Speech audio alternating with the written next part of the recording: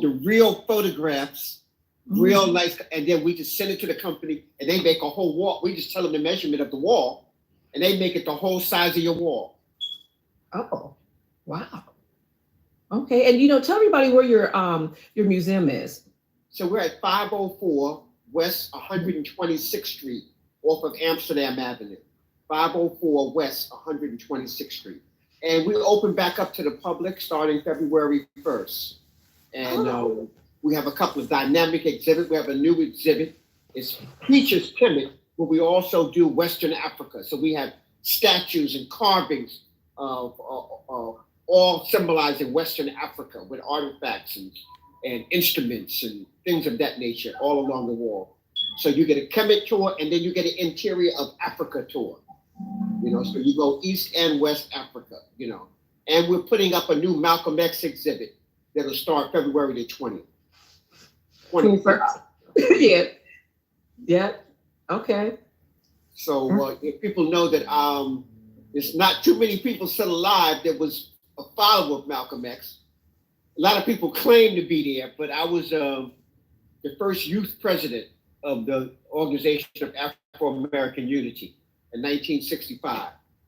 And so we've got pictures going from there and before that, all the way up to his death, and then pictures afterwards with the family. In fact, some of our collection is so impressive. So she wanted some of the pictures, said, "This belongs to me." We said, "No, we took the pictures, it belonged to us." I know it's of you, but it's our pictures. So that exhibit will go up in February 20 plus, and it'll stay all the way till we celebrate Malcolm X's birthday on May 19th. People can go to the grave site, and then they can come back here to the museum and see a very extensive exhibit on Malcolm X. Some of his speeches, photographs of family, places he lectured, how other people affected, like news articles from the Times and magazines, and how they projected Malcolm when he, during his life and then shortly after his death. So all of that is going to be on the exhibit here. You said something very interesting a minute ago when you spoke about not the people who were around when Malcolm was around. And with that being said, you just had a birthday just passed. Yes, sir. 3/4 of a century. 3/4 of a century. Wow. Okay. I know the average age of a Black man, I think, is 67. So I went past that, and the ancestors have blessed me for at least another 25. I recently mentioned that I was using D-IEASYJERK to create my own website. As someone who doesn't have a fondness for tech, damn, you look it's amazing. I'm so amazed by your vitality. That's when you were in the 80s? Is that or early 90s?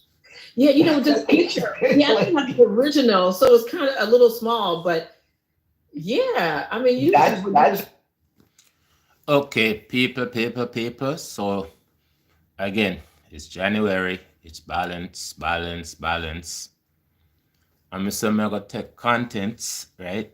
Positive contents, right? And show that there's people doing positive. People out there setting the balance for us to understand how we view ourselves and how we view others, and the respect we have for ourselves and the respect we have for others. So this is one of the people that I listen to, right? These guys, they're Pan-Africanism. They're into, for me, it's balance. Now, it's not everything everybody says you're gonna agree with. It's for you to listen and understand what you're supposed to learn. So, as the professor continues, it's about 16, 17 years ago. But yeah, that was a little minute ago. But with that, 3/4 of a century, you know, may the ancestors continue to bless you with more life. You've definitely been, you are a tremendous, I can't overstate the importance of the work that you do to the community. And we definitely need you around a long, long time, So like I said, hopefully continue those years and vitality and health in your life, Uncle Jocelyn. So, when I think about the way and for those people who don't know, family, Baba Fadishi Jutimes is like just a ton of energy, all energy. You can't, I met the brother about 20 some odd years ago, and the same level of energy then is now. I haven't seen a difference at all in terms of how he moves and he operates. With that being said, last year was a really busy year for you in terms of travel. You were in Egypt, actually twice. Right. Yeah. Or was it more than twice? No, I went 3 times last year. Three times, right. So I forget about February last year. Yes. Yeah, and so you know what, like when you were talking about his vitality and just getting it in, this is Infudisha and I in Pyramid Giza. Okay. And I was going down and I think he was coming up. And I said, wait, let's take a picture. And it's so funny because all the people that's younger than him was complaining about, oh, it's so far down. Oh, it's hot. Oh, I'm gonna feel claustrophobic. And I think back here, you were still in your 70s because this is like, I don't know what year this was, but this was, and you were just up and down like this. Like not even, stopping right there, stopping, taking a picture. So wait a minute, hold on. I don't want to gloss over this. So you did 3 trips to Africa, just to Kemet. Yeah, I did 3 trips to Kemet, a trip to Brazil, and a trip to England and Jamaica. Wow. Oh, so I think I made 8 trips altogether out of the country. Yeah. And that for me is the amazing part. And not to mention the most recent. They weren't, let people know, they weren't touristy trips. They were all educational, where I met with Black people who were leaders in all those communities. Right. So just thinking about the November piece, going back to the trip to the Nile, to the Happy Valley, the Happy Aturo, the Happy Valley in November, then you had about a week, then you went to Brazil. Right. No, I had 4 days and I went to Brazil. 4 days, less than a week. 4 days. Okay, so let me see if I can pronounce his name. Fundishi Unam Hassan Salim. Fundishi Unam Hassan Salim. I guess maybe somebody else can pronounce it better, but to me, that's his name. And as he continues speaking, talks about, I didn't see this particular one. I'm just watching it for the first time also, but the topic is all the Africans, Blacks who resisted,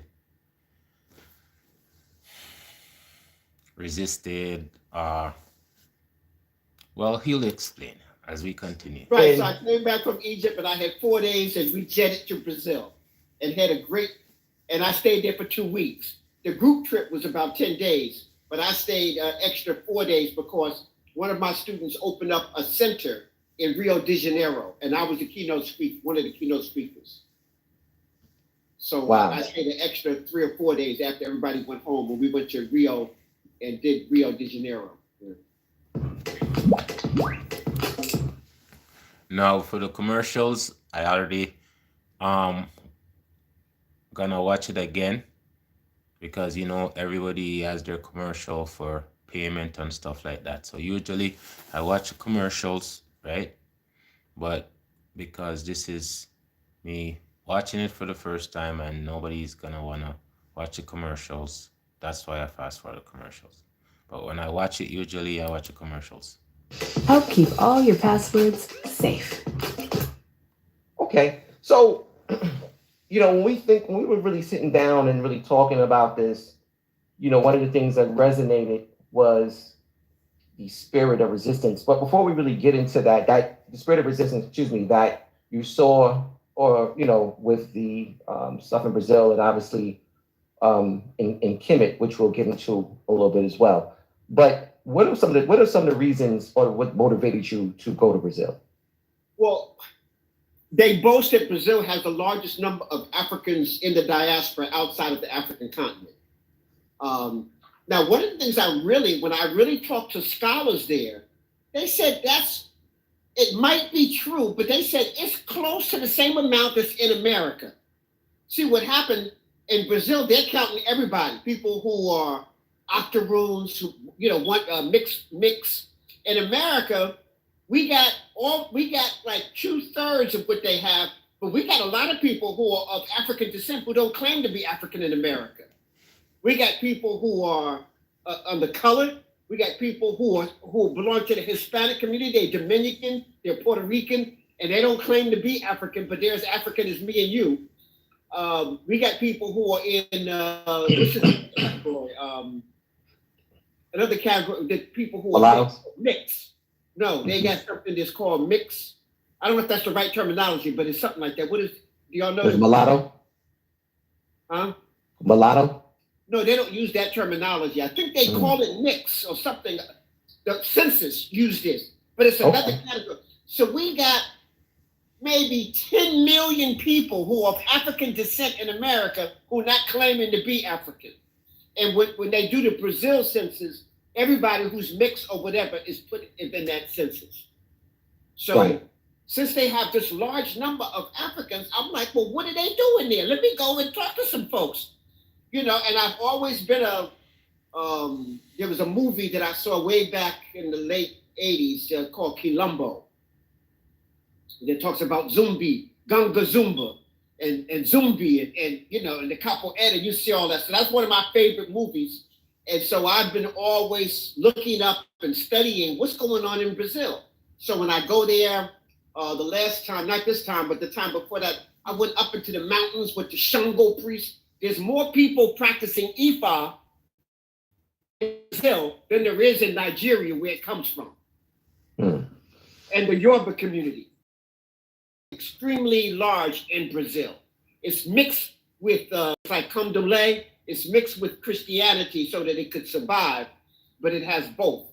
So you have some of the original priests who still do ceremonies just like it was in Africa 300 or 400 years ago, still preserved in and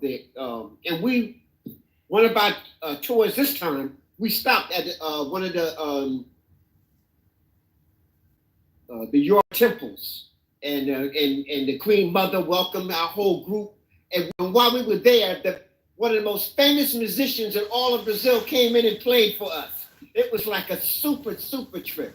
But we visited several temples dealing with traditional African religion, and we dealt with some historians, quilombos. These are free towns that liberated themselves. I know we like to say that Haiti is the first liberated Black nation, or territory in the Western Hemisphere. And that's 1800. In Brazil, Gunga Zumba kicked the Portuguese butt in 1495. Wow. And formed a free town, Quilombo, which is, there was a whole lot of free towns, but Palmares was the most famous. Gunga Zumba, and then Zumbi, of Palmares. So now this year was the first national holiday of Zumbi of Palmares. People have been celebrating it for 20, 30 years. But, it was like just a group, presenting it, and people would come. But this year was the first. That's why I wanted to make sure our group went during that time. It's November 20th of every year. Right. And speaking of that group, we see Dr. LaRoche is in the building. Shout out to Dr. LaRoche. Okay, and that's one other thing I say. When people put something to a number, it means something.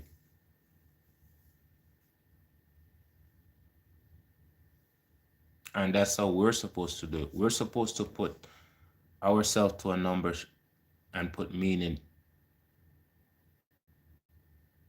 to it. Not just accept Christmas, Valentine's Day, Easter. We're supposed to have our own. Even if you have your personal date, them where you create for yourself to celebrate, it's just why wait on somebody else to give you a date to celebrate? Just asking as we continue. Then he was a part of that, pilgrimage or excursion to Brazil. But I just wanted to just kind of clarify a couple of things. So Gunga Zumbi and Zumbi of Palmares are different people? Yeah, Gunga Zumbi was one of the first kings of Palmares. He took over when Kichalini, who was the spiritual king. And Gunga Zumba was a son of a African king, and who was enslaved, and then he became their first real king, like of Palmares. Right. And so you want to put that picture up? Kichalini, well, there were other African leaders who had already formed the nation, the Quilombo. But when Gunga Zumba came, he gave organization to it and became the king and made it powerful, made it the largest Quilombo in South America. And Zumbi became the next king. And during those two, Palmares was free for over 100 years from Portuguese rule. Running a business comes with many moving parts. And we're talking the late 1400s? Yeah, we're talking about 1500s now, yeah. Mm-hmm. 1500s? Yeah, late 1500s. Okay, so in terms of the more recognizable or the festival itself, is it the festival of Zumbi Palmares or Gunga Zumbi? What's the festival of? No, well, we have to talk about Gunga Zumbi because he's the one that made Zumbi, allowed Zumbi to become the next king. But right. So Zumbi is one of the most celebrated. Well, he was their general of war. Mm. So even when Gunga Zumba was the king, Zumbi was their general that took them into battle. And at the end, when Gunga Zumba died, then Zumbi became king. So we kind of do them. They call it Zumbi of Palmares, but it's Gunga Zumba and Zumba. You got to give both of them credit. It's like the father and the son. Zumbi was actually born in South America at the trek going to Palmares. So his mother, so he was raised there as a child, and then he was stolen by the Portuguese and raised by a priest. And then Zumbi ran away and came back, and they celebrated his return. And then he was re-educated, and then later became their greatest warrior and king. Yeah, so that actually brings me to one of my questions I wanted to ask about that. Why is he considered one of Brazil's greatest resistance leaders? Because he was never defeated in battle. Only at the end, when his death, because he got betrayed. It sounded like the Last Supper when they betrayed Jesus, he got betrayed, by some of his generals inside, and he had split up his army. But when he went out to do battle, he was never defeated. Never defeated. He beat the Portuguese at their own game every place he went. And if you really study the history, only because Zumbi kind of believed in Ma'at is the only reason why Portuguese was able to regroup and come back. So sometimes our kindness and weakness can be a double-edged sword, can also be the sword that kills you. Because on one of his last battles, he had defeated the Portuguese so bad they didn't have a military no more. They had to go send back to Portugal, to Europe, to bring reinforcements. He could have decimated the whole town and killed all the Europeans, but he chose not to. He wanted to go back to Palmares and regroup. And he looked at this as a time for healing, as opposed to just killing all the Portuguese. And unfortunately, that gave them time to regroup. And then they sent mercenaries from everywhere in Europe to come to get rid of Zumbi. They sent know, like 1,000 troops to get rid of Zumbi. wow. I think about that so often. And I think it's something you've said many times before, and I'm going to misquote you here, and I apologize. Is either are you eating or getting eaten? Something about being on the table and something like that. And it seems like that's something that our compassion. Yes. What you say, Felicia? It's something about being the fox's dinner or something. Yeah, something like that, right? He says these things, and we look through our history, we have these periods where our just being who we are seems like it's kind of a double-edged sword in a sense. Yeah. And wasn't anything about I action. have to look at that in the future as we do battle. See, what happens is that sometimes, you know how they say everything is fair in war, in love? Okay. Right. We have to understand when we're at war, you need to finish it. And sometimes you need to have other generals there who can make that decision as opposed to like somebody with a kind heart, who's sympathetic and. Linktree has completely changed my businesses. Linktree helps you organize a personal page. And a people person. And then after the war is over, then it goes back to the people, so that you can heal. But during the time of war, you need to, it's like getting a guy on the ropes, and instead of knocking him out, you hurt him really bad. He took the count of 8, and then you let him get his stuff back together. And then him and his boys jump you and kill you. Well, you know what, and Felicia, I have a question about that, because you said that Zumbi was practicing Ma'at. Yeah, so at the end, yeah, he, as opposed to totally finishing him off after he had whipped him and just killing all of them and decimating their headquarters and everything, he said, no, let's retreat and go back to Palmati so we can heal. So we can heal and regroup. And, and that's being out on the battlefield for 5-10 years in a row without coming home, just war. So he was like, you're just war, what is it? War worried, or I'm getting the word out, but he just needed to regroup. But he had the ability to totally destroy the Portuguese. So you said he was betrayed. How was he betrayed? Oh, Uncle Tom's. And it's always the case. Yeah, inside, people who were working for the Portuguese who were double agents, like that, telling them, where his weakness was. Zumbi had his agents and the Portuguese had their agents. So Zumbi knew that they had cannons and stuff like that, so he knew how to lay traps for them and all of that. But then they let people know what Zumbi's weaknesses was, and what time to attack Zumbi and stuff like that, the final battle, the movie shows it, at the final battle, at nighttime, they took a nap. They took a nap to get ready for the battle the next day. The Portuguese didn't take no nap. They worked all night, getting closer and closer and closer. So when the fog lifted in the morning, they were right there at Zumbi's door, where they could use their candles. Wow. And see, if Zumbi, and they knew that already from their scouts. They already had a report and everything. They knew just how. So the Portuguese, ruthless, and they let Zumbi know. Like, there was a time just before the last battle, the head of the Portuguese military, who was a mercenary, I can't think of his name, Portes.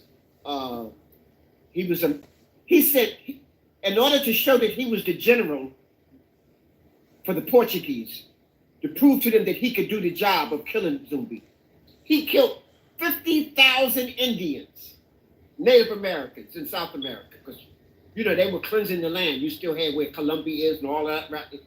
He killed 50,000 and then cut their heads off. And he brought that as collateral to show that he could do the job. Can you imagine somebody coming up this doorstep with thousands of heads and drop them out there saying, I can kill Zumbi? Look, So that was his resume. His resume was thousands of Native American heads. And so he was ruthless. And just before the last battle, he said, Zumbi, I want you to see, because Parmati's had a wall around it. So they had a lookout post from the top of the wall. He said, Zumbi, I want you to see what's in store for you. And he lined up all his black slaves who carried their cargo, their ammunition, and all of that up to Zumbi's fort. He lined them all up and shot them right in front of Zumbi. Pow, and killed all his blacks that was part of his group. And he said, this is what's waiting for you, Zumbi. And then on top of that, Zumbi still took a nap. You know, one of the things that we can't leave out is when I say the Africans that fought back in Brazil, their methodology of fighting. Can you speak on how they were fighting? What were they using? What skill sets did they have? Yeah, well, today we call it capoeira. Capoeira Angola. Because a lot of the slaves who were brought to Africa came from Angola, Western Africa. And Angola is one of the largest countries in physically, land-wise, outside of Sudan on the African continent. So a lot of Africans were brought from that central western part of Africa to there. And so you can see in the picture here, they're practicing capoeira. So the music was created in Africa and brought in, and they took an empty gourd and put it like on a bowstring and played. The songs that they're doing is in Portuguese right now, but originally they would have been in some African language. Okay, creativity. It's human nature to be creative. It's human nature to be creative. It's natural. Anything that we need, animals do the same thing. They use what's around them for them to survive. So as human, it's in us to be creative. So a lot of creativity that we used to do, we don't do anymore because it's created on cell phones. It's created on tablets, created on computers. So your imagination is not a free imagination. It's a created imagination you're just simulating. Just like the games you're playing, that's pretty much how life is. Except you don't get boxed up in the games.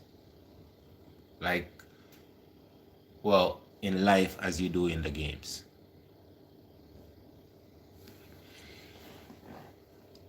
As we continue. And it was disguised as a dance. But the disguise more as a dance came later. In the original form, they were training as martial artists. Like we would be training as people, Kupagani and Gumi or Kung Fu or Karate. Originally, they was training like that. And they would do it as a dance to make it fun for everybody so that they can start the little kids starting out.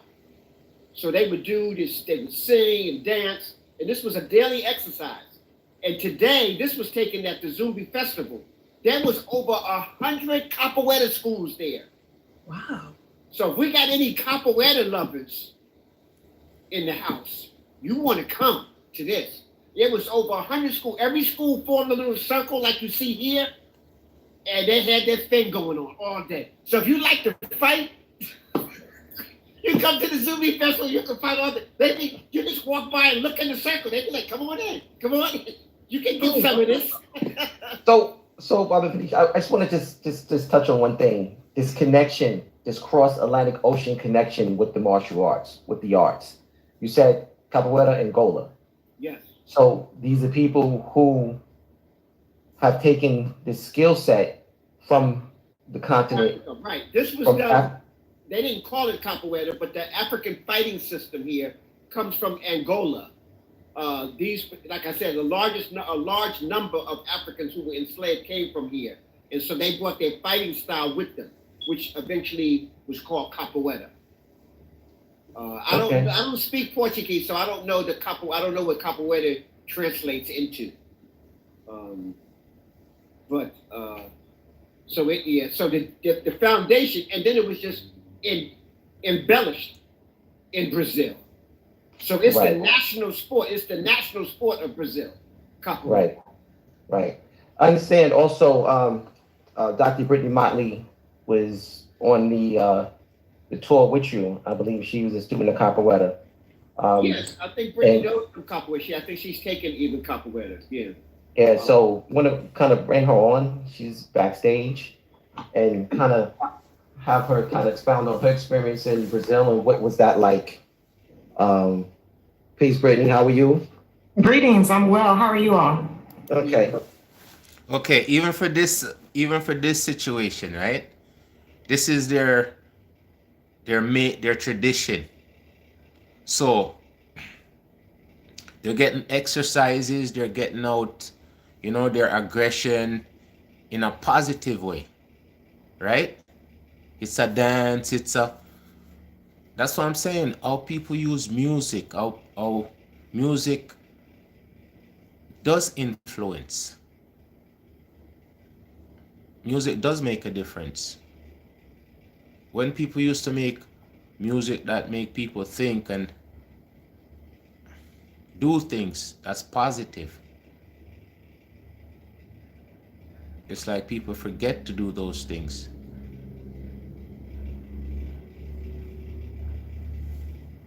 It's very interesting. People, as we continue. So we're here talking about this fantastic experience you guys had in Brazil, and we wanted to kind of just get your take on what was it like to experience these capoeira circles. Oh yes, capoeira. It's a few things I want to double click on that Mfudishi brought out. But for one, I went on this trip just because I wanted to check on how are the Africans doing in the diaspora. What gods do you worship? What do you eat? What have you taken from this journey, and how is it similar to us? The Africans who landed in America, and it's fascinating. I just love it. I just love the fact that, right? She's a doctor and she's actually researching, looking into our history on different continents. And how excited she is to learn about us.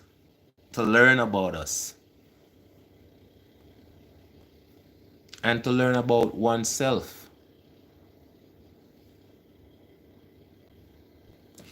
As we continue,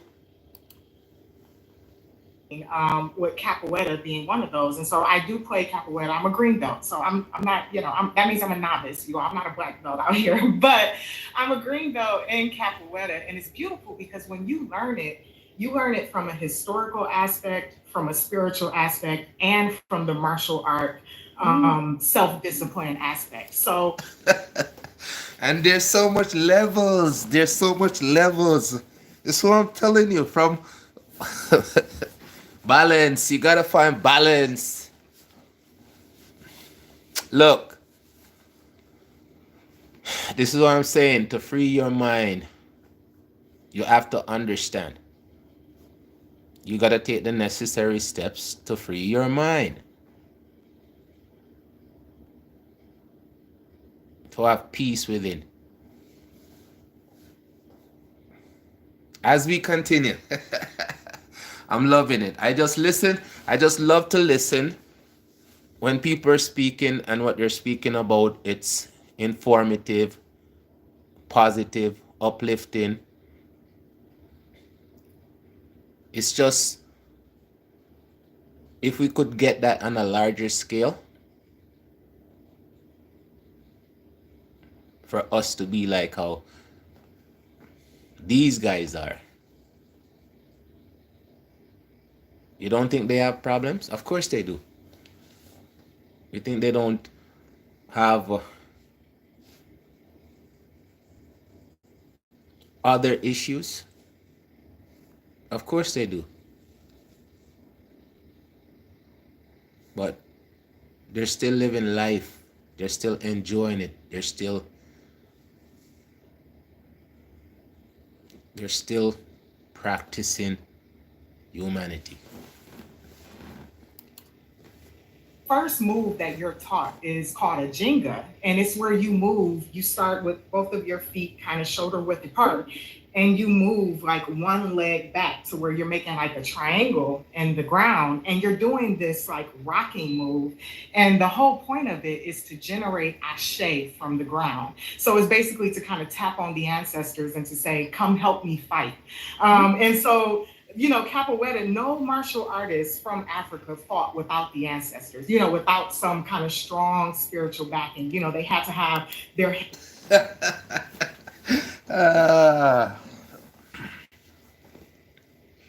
Yes, people. Because if somebody existed before you, and there's gonna be people exist after you, it means the energy is always gonna be there. It's how we use the energy.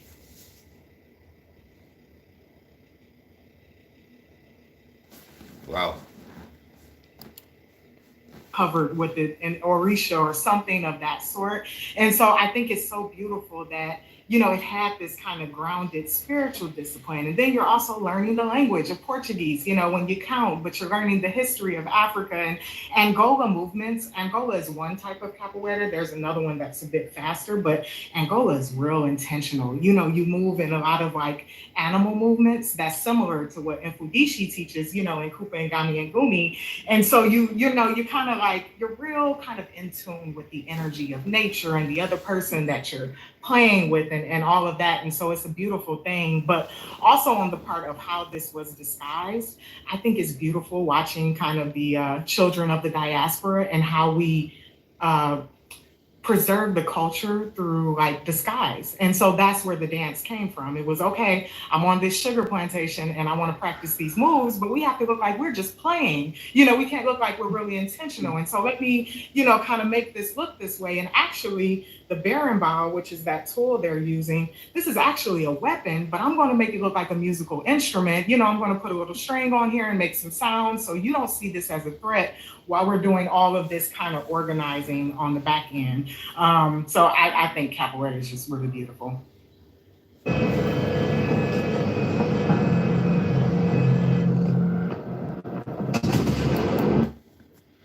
Wow, that the triangle on the ground was amazing. Calling Yeah. the ancestors to help you fight is also that's an amazing aspect. We're so smart. We're so dope. Like literally, just from like. Y'all have to put this in perspective. Now, when the Portuguese came across these soldiers, and you got into hand-to-hand combat, they didn't know what was going on.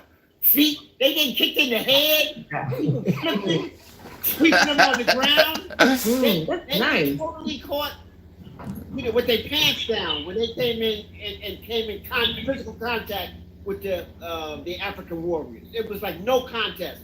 If they didn't shoot you from 50 meters out, then you got your stuff handed to you. You know, as we look at this and, you know, we tie it back into the continent, before we move into the continent, really get into the origins of this fighting form. One of the things we want to figure out, I guess, ask is what lessons can be drawn from the Quilombos for modern day struggle for liberation and self-determination? And I think that's really a key thing. These free, you know, Black towns that they had at that time. What can we, you know, in this modern day, in today's age, what can we take from that? Their attitude was almost freedom or death. So you have to say, Malcolm used to, and Malcolm got that from that. Freedom or death, no compromise, freedom or death. So they were willing to set up their own, risk being killed to form their own free town and then die fighting for it. So that's the key. If you can be compromised, then you're still enslaved. That's real. Yeah. I think one thing I saw about the Quilombos was we get community wrong. We think community means groupthink, it means a cult. We think community means everybody is a clone of each other, and this is how we get peace and harmony. But what you saw in the Quilombos was like tribalism. So everybody was in the Quilombos. It was like 20,000 people up in these mountains who escaped from these plantations, right? But they still had their own tribe. So they were one, Palmares was one community, and they had one shared value that Mfudishi called out. You know, we want freedom and we want peace, but we're going to express this individually, authentically, with our uniqueness. You know, this Quilombo is going to have their own colors, their own way of doing things, their own, you know, this Quilombo is going to have this. So they have this beautiful, like, tribalism aspect within community, or maybe it was like individualism within kind of the collective that allowed people to be authentic, to operate in their unique purposes. And it wasn't kind of this groupthink, kind of cultish, you know, atmosphere. So I think we can learn a lot about community from studying the Quilombos. And it's like, that's how they vibed very well. They allowed that individuality within the collective. Right. And you'll see that in the movie. You had the different generals. I tell you, if you study ancient Persia, when they were at their height, one of the greatest nations in the world after they conquered Egypt, after 640, what made the Persian army so powerful is they did just what Brittany was talking about. They would conquer you and then allow you to keep autonomy within you just pay tribute to the Persian king, but I'm gonna allow you to keep your own language, y'all can have your own food, and you can even have your own generals there, but you all work for us when it's time for battle.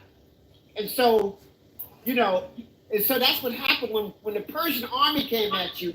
They had maybe 10 ethnic groups fighting for Persia against you. You know, and so I call it operational unity, you know, and they utilize this. So, you know, I like that.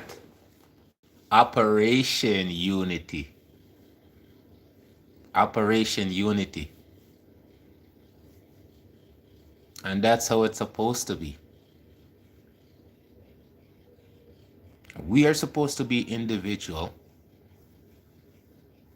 who has the ability to work as a team. And from the beginning of the year, I keep on talking about balance. Balancing yourself so you can balance others. Others balancing themselves so they can balance you. Manners and respect.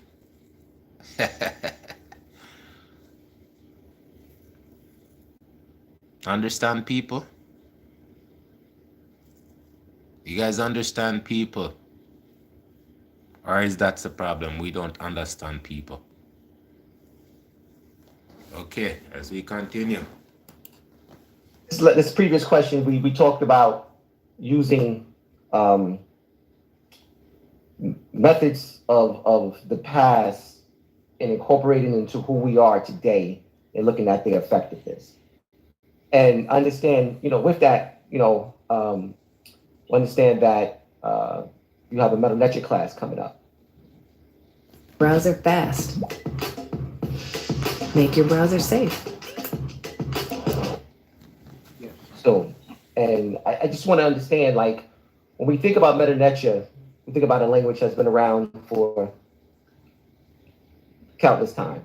And how do we use, right, how do we use that from then to apply it to our lives now? What are the benefits in it for us today? I just want to just backtrack just one second to form a picture here as I answer that question.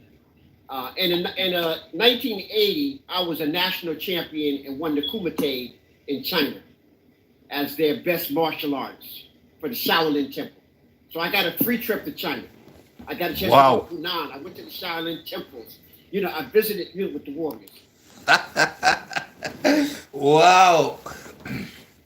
People, listen to these people speak about their unlimited ability.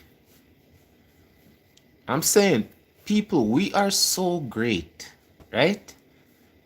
we have so much different ability. We have excess amount of ability that we don't even use. As we continue, And to travel around, they said this young boy, he must have been about maybe 20 years old. He was my guide. So he was a grand master, like a master like myself. How old were you at the time? Not in the center, right? And every place we went, everybody bowed down to this young boy. Not because he could whoop everybody, because he represented the culture. He was a cultural custodian of the Chinese people. I like that, cultural custodian. yes, So I love that too. So it wasn't like, because I was whipping him in practice, even though he knew 80 forms, when it came time to just thump, I was thinking his butt. But, so we finally we're in front of the Shaolin Temple, we're in Hunan, and then I'm looking at the wall and I see all these black people on the wall teaching the Chinese. So I said, we don't see this in America. And the headmaster looked me right in my eyes and he said, I'm Chinese. I teach Chinese culture. You African, you teach African culture. And he didn't have to say it twice. A light went off. That's when we went back and formed the Kupagani Federation. That was like 1980. That was 1980, So I was kung fu down, But at that point, I came back, went back to Africa, started learning the African martial arts on the continent from masters, got with other African practitioners here, and by 1983, we had formed the Federation, So that's one of the questions I actually wanted to ask you. Wow. How many different forms of martial arts are you a master in, or you study? Let's just say you study. Okay, Bando. I started out in Bando, Burmese boxing. That's like Muay Thai kickboxing. Okay, so I started out with that, and then all the way through I went to college. Then after I got out of college, I lost contact with them, so I started with Kung Fu. And What form of Kung Fu? Huh? What type of Kung Fu? Huh? Yeah, so I became a 7th degree black belt, and then Whoa. in China they made me an 8th degree master. Wow. Kung Fu. But in 1980, then in 1983, when we formed the Federation, Mfundisi Maasi promoted me to Malanga. That was a master in the African martial arts. So I was already a master in Kung Fu. So he made me a master in the African martial arts. And then, Any forms of karate or taekwondo, anything? No, I never liked that. All that screaming and breaking boards. Remember Bruce Lee said, boards don't get down. And screaming ain't helping you do no message, So, even like the capoeira, see, that has some rhythm, some dance. Somehow the Kung Fu was the closest to that. And I did the animal forms in Kung Fu. So the animal forms in Kupagani and Gumi was a very easy transition. I would have just thanked the Chinese for help preserving some of the stuff for us. They became custodians of an art we showed them. So just 3 arts: Bando, Kung Fu, and then Kupagani and Gumi. Right. Yeah, Okay. I do have to say though, as a grappler, I was a national wrestling champion in high school and college. Whoa. So that helped. Wow. And while I was in college, I took judo because they used to practice on the wrestling mats. So after we did wrestling practice, they would go change. I kept my stuff on, and then I did judo with the guys, But I never got any rank. I just was whipping them, Wow. So Is That's why at 75, that's why at 75, you can walk up and down in the pyramids with nothing. It's just like, just getting it in. That's what's up. So now going back to your question about the Badu Netche. The Badu culture is the first thing, your language and your culture is the first thing your enemy takes from you. wow. And so that needs to be one of the first things we try to bring back. And so since Badu Netche is our classical language, y'all, it's our classical language. Not Swahili is one of the most widely spoken languages on the African continent. But let me just say this here. If you speak Swahili, it's not going to help liberate your mind. You just be a crazy African speaking Swahili. Okay? I'm just saying, you speak Yoruba is not going to liberate your consciousness. You just be a crazy person speaking Yoruba, Fulani, or any other African languages. Madu Nature has such a spiritual base and connected to nature that it enhances your whole understanding of the world. So even as you're learning these symbols, you learn the animals, you learn the insects, you learn what are their purpose, what do they do, why are they there, how does that help us? And I was teaching Ashanti Tree to Madu Nature in Ghana, and I found out that a lot of the people who understood, who spoke Tree, Ashanti Tree, didn't know the origins of why the words meant what they did. Until they started learning Madu Nature, the Madu Nature helped them understand their own language even more. And I always give this example, the word Abroni. Abroni in Ashanti Tree, they think it means white man or it means stranger. So if you come there acting funky, they go, oh, you a brony. You know, and that's like a total insult to call another African American an Abroni. That would be like somebody calling you a white boy in disguise, you know. So you totally insulted. But that's because that's the way you acted. But the real word means destroyer. Not only you a stranger, you are a destroyer of the culture. You're an enemy of the people, enemy of nature. So Madu Nature is so precise like that. It tells you why a word is the way it is. It tells you why Kepper, the dung beetle, means to come into being. It tells you why Haru means higher consciousness. You know, when you start understanding these things. So if you really want to understand African culture, Madu Nature, and Madu Nature we're finding out is a Bantu language. It's not Afro-Asiatic, it's a Bantu language. So that's the original like people language in Central Africa, all of it. So if you spoke Wolof, Mandinga. Performers, listen up. So I finally upgraded to Linktree Pro and it is amazing. My followers can... Yoruba, Swahili, any of those languages, Madu Nature words are, those languages house still Madu Nature words, still with the same meaning almost. So people, if you really want to connect with the African, plus how you going to understand Egypt when the culture is based through the Madu Nature and you don't know Madu Nature? That means you got to take your enemy's word for what your ancestors wrote. And you're taking your enemy's word for your history of your ancestors. That's stupid. That would be, that, you know, I can't even give a parallel. I don't even know any other. That would be like rabbits going to the fox to learn his history. And the fox would be glad to teach the rabbits. Come on in this hole here. Come on in this den. I make you a PhD in rabbithood, okay? And any rabbits that are glorified by the wolf, you know that's an Uncle Tom rabbit, okay? Uncle Tom rabbit. So I hope I painted a good picture here that the Madu Nature is one of the only languages that can save us. Other languages can help you with understand some things in the culture, but then you're still outside of nature because the whole continent has been colonized. So let's talk about the when and wheres. So when is the class and where to be held? Well, the class starts next week, next Sunday. We have the Madu Nature 1, Master Class 1, starts on Sunday at 8 o'clock. And if you're in an intermediate or more advanced class, that's on Monday night at 8 o'clock. So those are the classes. And then my Menchu Hotep in the Spirit of the Magi goes into more of the culture. Remember, culture is your medicine. Well, before you get into that, I just want you to kind of talk a little bit more about the class. Like how many lessons is it? You know. Yeah. Okay, it's 12 weeks. Each class is 11 to 12 weeks. And we go through so that by the end of the first class, you'll be able to know the foundation of Madu Nature. You'll be able to speak you'll know the greetings.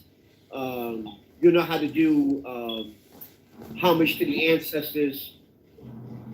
And you'll be able to identify, like, you know the whole alphabet, bilitters and trilers, so that you can at least recognize the writings up on the wall, and you'll be able to read the shin at the end of the first class, the first semester. A shin. Okay, thank you. I was about to say Infudici. That's a lot. Like, you're just like glossing over this. Like that. Yes, the king's names. When we say there's 4 ways to honor your ancestors by speaking their name the way they speak it. Mm-hmm. So if you're talking about Ramses II, he don't know who you're talking about. That if you're talking about King Tut, he don't know who you're talking about. You got to say their names the way they spoke them. So we teach you how to read the shin, not a cartouche. That's French. You don't need to learn French to learn Wudu Netcher. Okay. Mm-hmm. You don't need to learn another European language to understand our language. Okay. You can go straight to our language. So yes, you'll be able to read the names of the rulers. You'll be able to do simple sentences. And by the time you get to the intermediate class, you can start reading sentences and start reading the funerary text. See, there's 4 major texts. You have the pyramid text, which was the old period. Then you got the coffin text, which was the middle period. And then you got the Pert Imheru, which is the late period, like from 18th dynasty on, like that. And then you have a couple of other texts that teach you about morality and values and stuff of that nature. So you need to read this for yourself. Like, for example, here's one more example. The 42 oracles of Ma'at. So people will say, well, the 10 Commandments and the Arabic codes, they all borrowed from this. So I want you to be able to go back and read it for yourself.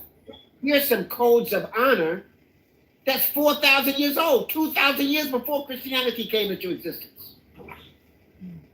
And then when you read the text, you'll find out that they abbreviated it and it don't even say what they said. It don't say, thou shalt not kill. It basically says, thou shalt never take a life without a just cause.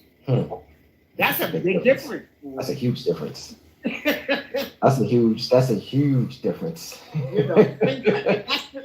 And that's the type of thing where you just abbreviate it, and then theirs is a commandment. Ours is an affirmation. You're saying, I will not steal. I will not. You better not steal. You better not do this. You better. So it's a difference from a commandment to an affirmation. That's true. So now you're learning, and now you're speaking like an African instead of speaking like a European who learned some African stuff, and now I'm shooting it back to you in my own culture. So language is exciting, y'all. You can't once you start, you can't put the Wudu Netcher down, and you realize that almost everything that you've been taught is either wrong or upside down, inside out, and backwards. Honestly, and that's how I feel sometimes. That's why I ask so much question. This is why I ask so much question. Because sometimes it just seems it's wrong. I have no proof that it's wrong. But sometimes the thing just seems wrong to me. Just sound wrong. Understand? As we continue, thank you for the thumbs up, people. Again, I tell us my platform, I want my platform to be educating, understandable. So it's a January, it's balance. We just stress the balance. We just find the balance. There's so much information out there, I'm saying, that people don't get an opportunity to listen to or to explore, right? Because most of the content is just sensationalism and trending. And once it's sensationalism and trending, it just goes away. Good information, you can always listen to it over and over and over. Because sometimes just put on one of my chapter them and just go sleep. So if it's not something that's worth listening to, it's wasting your time. As we continue. So don't throw it away. You just got to be able to reorientate it. Okay. They stole our stuff from their government to their laws. They've taken our stuff and used it in their culture. Well, you know what? I was going to add to that what you're talking about when you just said, I mean, and you said this a couple of times when you talked about this. And maybe I'm just hearing it different now when you talk about affirmations, because now, like in the metaphysics world, everything is about affirmations. Yes. You know, and, you know, no one ever says affirmation is, you know, linked to Africans. you know, even Black folks don't know that, you know, and so that's wow. And that's where you're learning that from. That's because you're getting affirmations outside of Africa. You're learning it from like Buddhism. So where did Buddha learn this stuff from? This is all African. Absolutely. You know, you learn the beginning of the Indian culture, Dravidian. It's all African. So we got the win. Where's the classes held? The classes is online, or they can come into the center here. I gave you the address of 504 West 125th Street at our museum here. So they can actually come if they live within the vicinity here. I don't know if Brother Wally and a couple other people might be listening now. They used to come into the class here and take the class right here, or you can just take it online. I have Brother Donald, who was the curator of the museum here. He lives upstairs. He takes the class online. But everyone, sometimes people just like that idea of being in their own living room taking the class. You know, I'll say this, and I've taken the class several times. First thing is, it's an honor, it's a privilege to utilize the technology for people who are not in the New York City area and who can be just anywhere around the world and take this class. Right. So that's awesome. But there's nothing like being there in person, because there's always conversations and things afterwards that people can definitely take advantage of or just be a part of. But you know, definitely. So I got information up here about the class, the family. Please take this opportunity. Definitely want to sign up for the Middle Lecture class. And like Infodishi said, the first thing they take from us is our language and our culture. We definitely want to be a part of this. I'm a living testament to the richness of the class and everything we do in Happy, standing on the foundation of, you know, the things that we learned in the Middle Lecture classes. And let me say that you just be a quasi studier of Egypt if you don't speak the Medu Neter. This is hands down one of the best ways of starting an online business. I am, of course, talking. Because you're always going to be on the outside looking in, and you have to depend upon your enemy to tell you your story.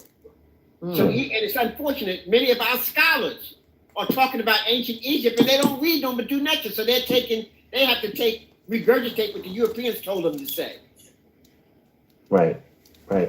So with that, we're going to just take a quick commercial break. I want to give a shout out to Renee Watkins for the super chat. Thank you so much, Renee, for your donations and family. If you have the opportunity, please get us at us on the Cash App or the super chat as well. Cash App right there, $ Happy. Okay, folks. You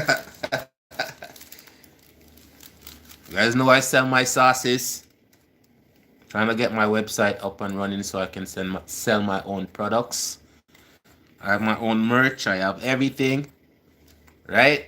It's just I need help putting it together. So whatever you can do, it's much appreciated. Again, I sell my own sauces. If you guys can hit me up on my Instagram, buy a couple cases of sauces. 1 or 2 is good. Or if you want to buy a bucket of sauce, that can be arranged. Okay, people. as we continue, again, it's free your mind. It's all about balance. It's all about finding yourself in a positive way, not in a body bag or in boxed up. That's not finding yourself. That's losing yourself. As we continue, and as they, do their business too. Because it's also about learning and understanding. But a donation, a thumbs up, a like, and share goes a long way. Film or the PayPal's iCareTours@AOL.com. Definitely thank you for the support. It goes a long way. We also earlier we were talking about the newsletter and just being a part of it and extending it out to people who have the opportunity to be a part of it and get their message, their word, their business, their thoughts out to the family and the community. So definitely we want to just let people know that this is something that's available to you guys. Our most recent newsletter, we put a little blurb in there for those people who want to advertise in it to take that opportunity to do such. Felicia, you got anything you want to add to that? Yeah, you know what, I want to introduce you to just kind of talk about it for a minute because, in terms of like what we're trying to do with the community, Mfudishi Juhutimus has been very supportive of us, and he's, been like one of our main people who have advertised with us. Can you talk a little bit about that and how it's helped you or not? But I think it has. We want to be able to tell the people that they can take advantage of the newsletter that Happy already has. So they're reaching 4,000 plus people. And so when you're advertising that's something maybe outside of your immediate circle. 5,000, okay. So they reach outside of that. So if, you got to go outside of your circle if you want to be effective. Right, so by advertising with Happy and supporting Happy, you're going outside of your circle. So your circle knows and people outside of your circle knows. And the idea, when you tell people to subscribe, that means that they're going to reach people that Happy would never normally be able to reach. And so, that's why you want to tell people to subscribe and tell your friends to subscribe so they can stay on top of what's going on. It's a movement. It's not just a group, Right. And as I'm listening to this conversation, one of the things that's going on in my mind is the Columbus. Okay, and so the same thing. That's what UIC President Mr. Patterson says. It's a movement. They just have to register as a political party, right? I'm gonna get back. I'm gonna do a video tomorrow on the interview because the last time I tried to do the interview,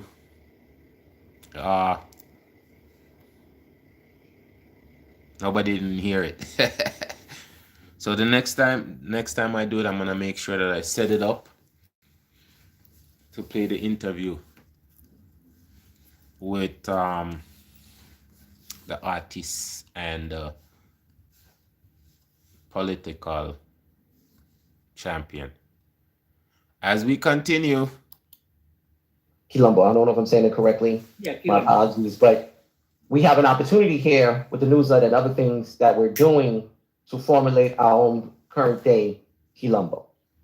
And I think it's very important, family. It's very important that we take this opportunity, say bulls by the horn, and do that. And like I said, if you don't have a business, you have just a thought, or something you want to, something you were thinking about, some intellectual discussions you may be having. Brother Dennis Boatwright, brilliant brother from Detroit, has contributed several times in his articles in the newsletter. So we want to open it up to the family. Like I said, your businesses, we've been doing things with businesses for since the inception of the newsletter, about 4.5 years.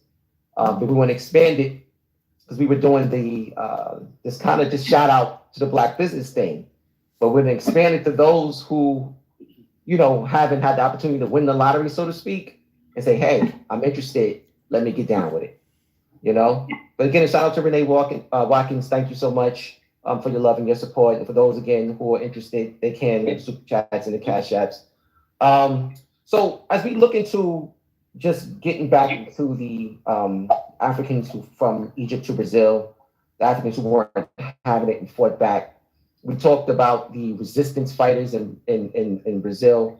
Now we want to kind of move into Egypt and another part of your experience 3 times last year. I don't think I've been to Kenya 3 times in a long time in 1 year. But I don't think I even want to do that. But I'll say this. So you had the opportunity, or most recently, I know you've been there also in the past, to visit Mahez or Beni Hassan. And there are records of Africans. They almost look like they're doing capoeira because it's so acrobatic with the images on the wall. You just want to get into this fighting spirit of Africans, and particularly that period. So to do that justice, we got to talk about Menchu Hotep. Yes, sir. Menchu Hotep was the one that founded that. Okay. People are not giving Menchu Hotep his credit. Even African scholars. Like even when you go to Egypt, what is one of the cities that you admire the most in terms of its temples and stuff like that? It's probably Luxor, isn't it? Absolutely. Menchu Hotep founded that temple of Amen Hotep, dedicated to Amen Ra. I need people to understand that. Menchu Hotep is the first one to set up the Holy of Holies and the temple to Amen Ra in the middle period, 2000 BCE. Well, a little before 2000 BCE, because he died around 2000 BCE. So I can't get enough Menchu Hotep. So when we talk about my class, I'll be able to get in there. But, so let's get into the period right before Menchu Hotep and what made him so significant. Okay, the period just before Menchu is called the first intermediate period. What happened, Pepi is the last king, Nusut Biti of ancient Kemet. And he ruled for 95 years. He was like 100 and something. He came on the throne at 6 and ruled for 95 years. So he was senile towards the end of his rule. And there was anarchy. His wife took over and he had other lords beckoning for power. And so eventually the Happy River wasn't overflowing at the level that it had been. So the central government couldn't feed all the people and things broke down and we had some turmoil. Warlords or particular chiefs in particular areas of Kemet broke away and became individual leaders of their own town. And so there was one time where I think they had 40-something kings within a week. I'm the king. No, you're not. I'm the king.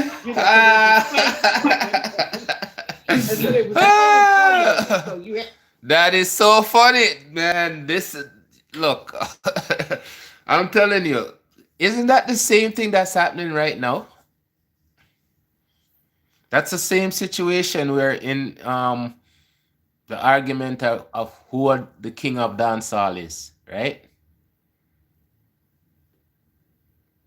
It's so funny. I guess people really don't change. Wow. As we continue. Breakdown in the government. I want people to be clear what was going on. So the government can't feed the people. The Nile is not flowing. The granaries is gone.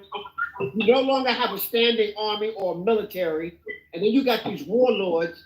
No one is stopping the borders, controlling the borders anymore. So you got Asiatics. Because you understand, Kemet has always been the breadbasket of Eurasia. Whenever they had problems, everybody flees to Kemet.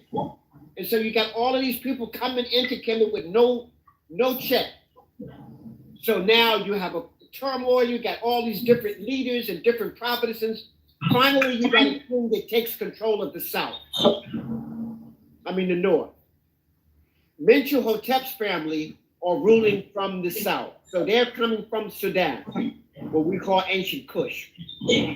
And they form their capital at we would call today Luxor. Karnak, that this area here, this Luxor, that was their capital. And Amen was the local deity there. But it was a smaller local deity during the ancient time, at the first golden age. Amen existed during the first golden age, but it was just a local little place in one little town. When Mentuhotep, when his father, his grandfather, and his uncle all ruled before him, blew Amen up higher. So when Mentuhotep became the ruler, he made Amen the national deity for the whole country. And so when they defeated the North, that's when Amen became the high deity for everything. So I'm just trying to give just a little background here, like that temple here. Now, when the War of Liberation, all those warriors who were killed fighting against the North in the Asiatic invasions, Mentuhotep created special burial ground to bury all of these people fighting for the liberation of Kemet. All his generals and warriors and commanders, governors who died during that time period, who was involved in that war, he had a special place, what we call Mahez. And Mahez today is what we call Beni Hassan. And Mahez is where those people, they dug their graves inside of the mountains. Felicia, we got a shot of the outside of the tombs. Say that again? No, I was asking Felicia to put up a shot of the outside of the tombs so people can see what you're talking about. Right. And then once we look at the ring, man. It's either a blue ring. It looks kind of blue to me, but it looks like purple. Either blue, purple, or purple. Blue. Very interesting. Very interesting. People, I'm loving this. I'm loving this. Okay? These are stuff that makes your mind feel at ease. Listening to these programs, understanding history and how people deal with situation to make situation better or worse. So that's why I'm saying this year is reflection on our history. Some things in my reflection, trust me, I'd like to fix them. I am working on fixing them. As we continue with the education lesson, balance, free your mind, people, free your mind. Just a mountain range, and it's kind of like a plateau towards the top, flat, but it's a big mountain range. And so Mentuhotep chose, this was the area was called Mahez. So if you go up those steps, you'll see the mountain, you'll see, that's the bottom of the mountain there. And you'll see up to the top is where they dug holes inside of the mountain and made the tombs inside of the mountain. Right. Some of them as large as half of a football field, like 50 meters by 50 meters. Can you imagine digging that room in that and then painting the inside, just like the tombs at the Valley of the Kings? And by the way, the Valley of the Kings and all of that was also started by Mentuhotep. He is the one that brought that, because Saqqara was being robbed too easily out in the open. And so he created the whole Valley of the Kings situation so that it wouldn't be easy accessible. So the same thing with the mountains. Just going up into those mountains, that's not easy accessible. People are not playing around the top of the mountain. Okay. So you got to go out your way to go up there. So it was easy to guard and easy to protect. Right. So they drilled the holes into the mountains, created the rooms and the tombs. Right. And Felicia will tell you, it will take your breath away. Okay, and that's what I'm telling you about creativity. Our unlimited ability to do the things that we do. Humans, the being part of us. And that much I show you. The difference between humans and beings is the limitation that we put on the beings. Because just listen to how these people use their mind, tools, no technology, no electricity, and them still accomplish amazing things that we can look at today and say is amazing.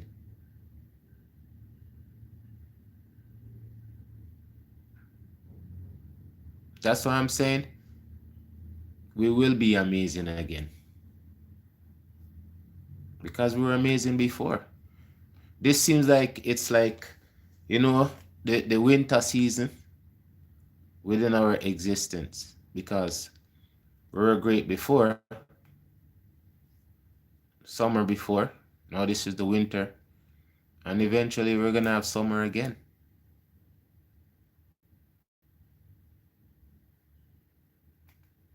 But it's gonna take changes.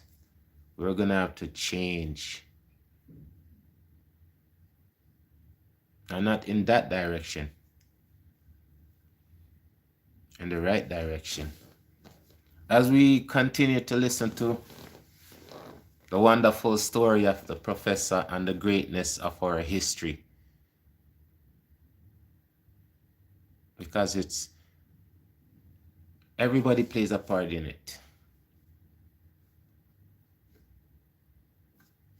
Everybody.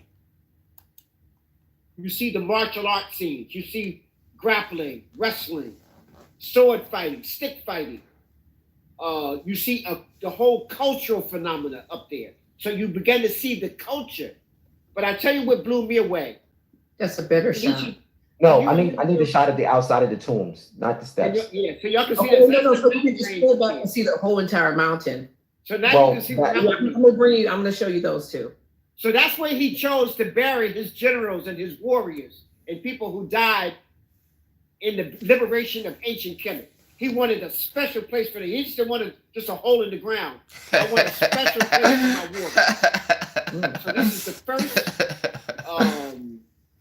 national, I guess, what's the word? I don't want to say cemetery, but I guess that's the only word I can use now. But the first national cemetery dedicated just to the warriors. So, you know, your moms couldn't be buried in there with you. She had manners and respect, producer. This is just for the, now this moms was the warrior, the general, okay? But this was just for the generals and the warriors. So, just so we don't lose sight of this, because I'm seeing parallels here between Gonga Zumbi and Intef or Imhotep the First, and kind of what occurred. And just family, so you know, each of those doors there is an entrance to one of the tombs. Yes. Wow. And it stretches all the way down to the side of the mountain. Right. So it's just three, actually we can count four right there. Yeah.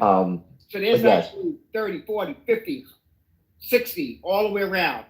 And then there's little minor tombs where you might not have been a general, but you died there and you still got a little tomb. So they had hundreds.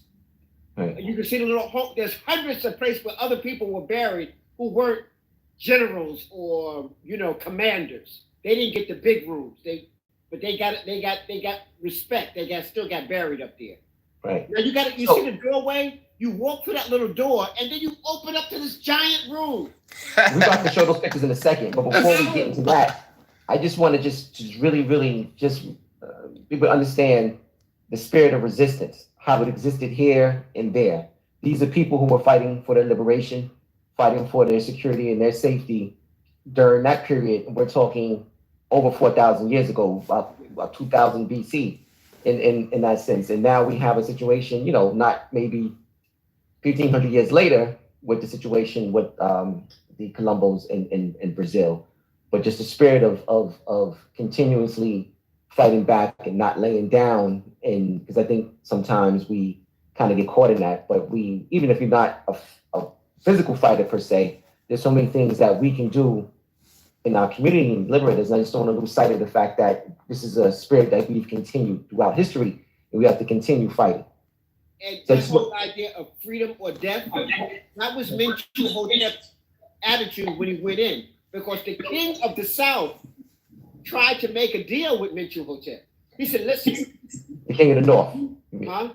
The king of the North. King of the North. He said, listen, if you would just reach that, I'll let you be the king of the South, and I'll let you have your own autonomy, and just allow us to trade, to go past you for trade and stuff like that. But and he was like, no. He's taking the whole joke.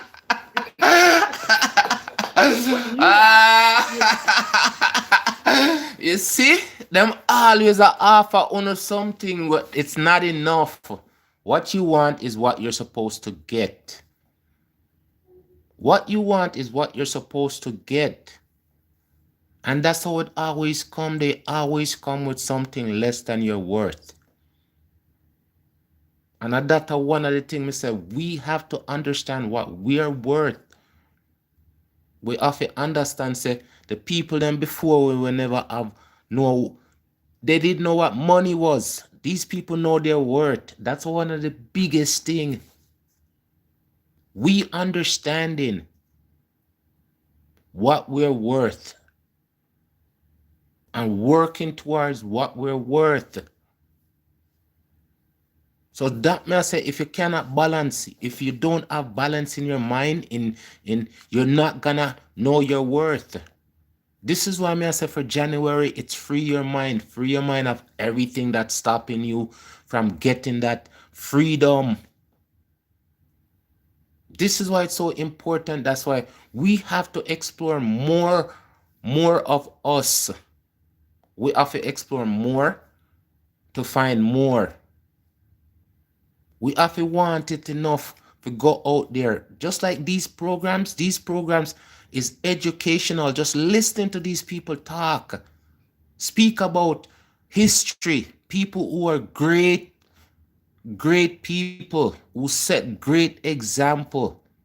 Why is it the examples that's being set is worthless, and those are the example we are highlighting, we are gravitating to? When there's great people we can listen to, there's great people we can do autobiography and we can bring back these people speaking, all of them things. We can bring them back alive because we're the ones who kill these people. We are the ones who kill these great people. Because if we don't talk about them, who's gonna talk about them? If we don't bring forth these stuff, these energy, just listening to all these people talk about these. This is my first time watching this video, as I said before. But just watching this video and listen to them talk about great men and women who existed and did great job without no fear. How can we say we want other people to change for us when other people don't even care about us? We keep on saying it. We're asking them to do something that they don't have to do. They don't have to do it. Give me one reason why they have to do it. Because they're getting paid to do it? That's not a reason for them to do it if they don't want to do it. If they don't want to do it, you could give them the whole wide world. This is what I keep on saying. Within us, there is that purity, that freedom. But we don't accept that. We put it on somebody else. It's them is supposed to be this, and them is supposed. We are supposed to be ourselves. And if they want to be that way, then let them be that way. It shouldn't affect us in a way. We can't make an adjustment to them being the way they are. So solutions. Let's talk about the solutions. There is solutions. If these People are the problems. Let's find solutions. Those people found solutions. This is why I'm saying this whole video, everything about this video has so much to it. First of all, there's a doctor. There's two doctors. There's two doctors in one space. And what they're talking about, it's so invigorating. It's so inspiring. It's so funny. It's so... And they're talking about us. They're talking... What are they talking about? They're talking about us, our greatness. As we continue, people, because again, I said, free your mind. You must have a free mind. Once you have a free mind, then we can start having conversation.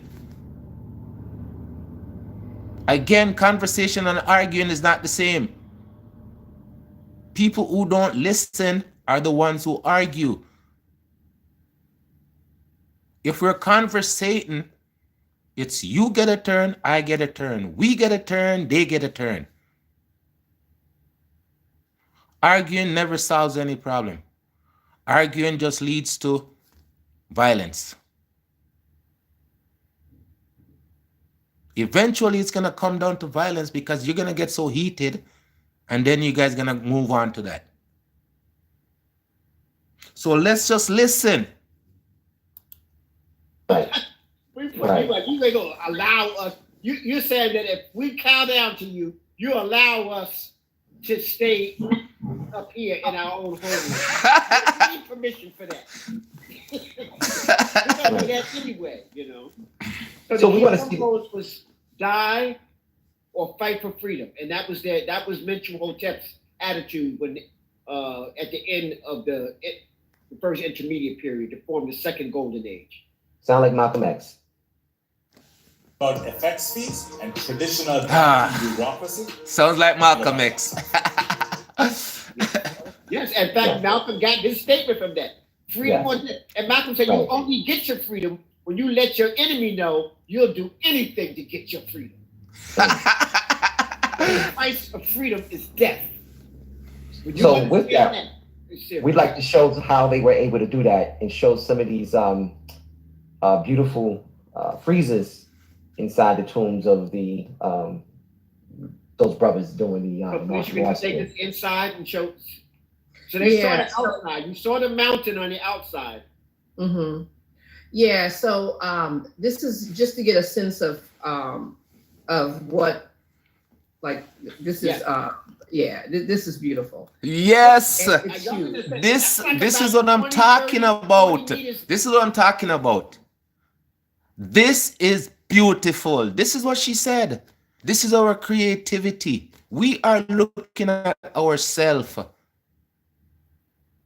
Our creativity, the ones who created before us, we have it within us.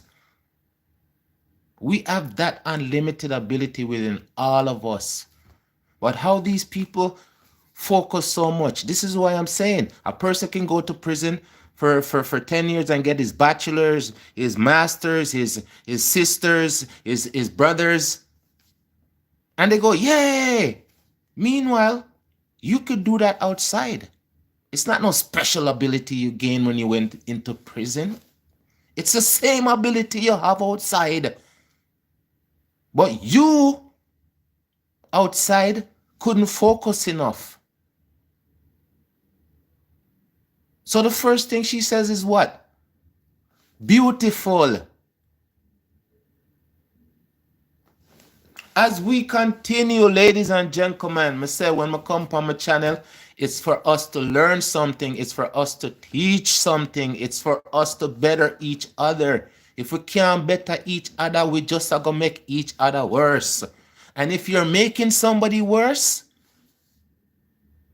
maybe you're terrible. I don't know. Yeah. Yeah. Yeah. You know, 20 feet high. And look, those are columns. They didn't just put the columns in there. That was dug out like that. Eh? And the martial arts is all around the room. And then there's more social things on the bottom layer. Like you can still see them fishing. You still see them in boats, still doing trade and commerce. Okay. And then you see the warriors or the protectors along the top. But Felicia, go back to that picture one more time. Oh, okay. So you see how little we look. That's how huge. Another one. This one's a little smaller, but it's another one. But do y'all see where that wooden barrier is to the right? You can see that, yeah, right there. That's a shaft going down in the ground 75 feet. And then in this perfect square, a perfect square shaft, 75 feet going down. And then there's a groove, a room in there where they actually put the Sahu, the mummy. The body of this. So they create at that match. So they invented elevators before elevators was invented. All they did was modernize it. You see, at that match I show you how great we are. Eh? I mean, I say, what a little box there in the corner. That's what I was saying before. I was actually wondering, say, what a little box there in the corner. So even my curiosity was up just to find out what's that box in the corner. How comes you have a box in the corner of a place like this? Eh? And I'm more genius. It's more genius coming out. Boy, I'm just loving. Matella said, I am just loving this because you see, sometimes we don't see. For real, we don't see. Somebody have to show us. Somebody have to show us through them eyes. That's why I say, you can't just see things through your eyes alone. You cannot just see through your eyes alone. You have to be able to see through other people's eyes and be able to understand. That's one thing I say. When you talk to a person and they ignore what you're saying, even though they're hearing what you're saying, they don't care about what you're saying. They don't care. I keep on saying it. If they don't care, there's nothing you can do to make them care.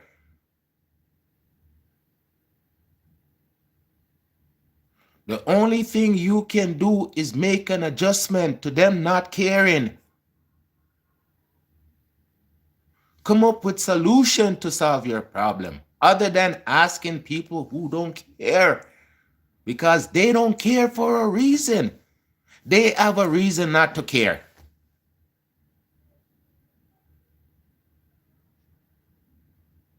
You won't believe them when they give you the reason. But they have a reason. As we continue with some professors, people smarter than us, Professor Wian. Wasn't placed in here. His body is placed 75 feet down in the ground and inside of a private room. But all of this is in the mountain, y'all. So like, you can't get no bulldozers, the cranes to drill that. Somebody did all that by hand. Huh? And it's a perfect square going down. So it messes your head. It's like, you know, like you drop something down there like a pebble and you don't hear it. You don't hear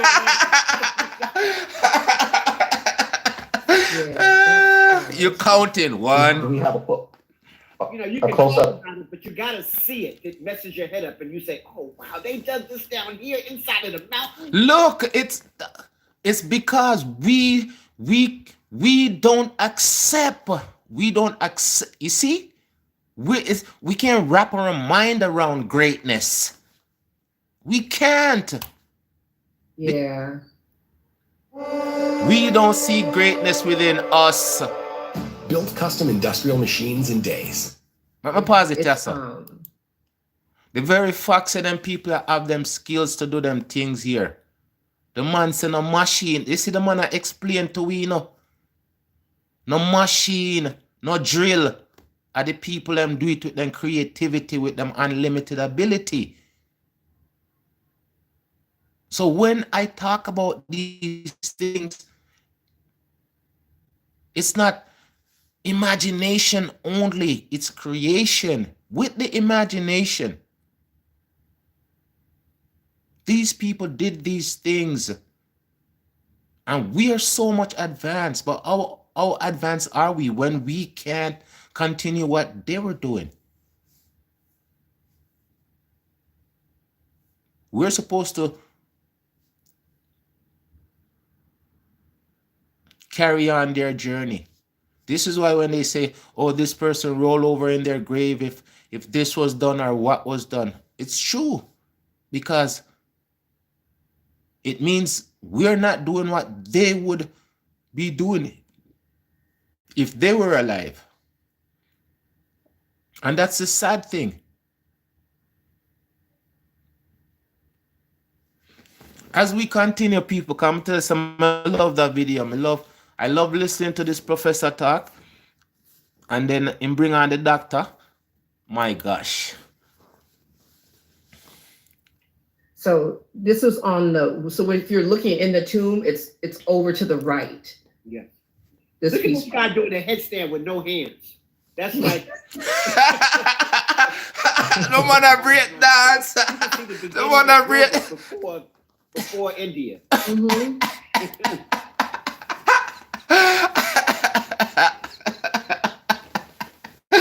Yo, may I tell you, me say, that's why I am so in a hurry for the past to come again, because at least we're gonna have greatness again.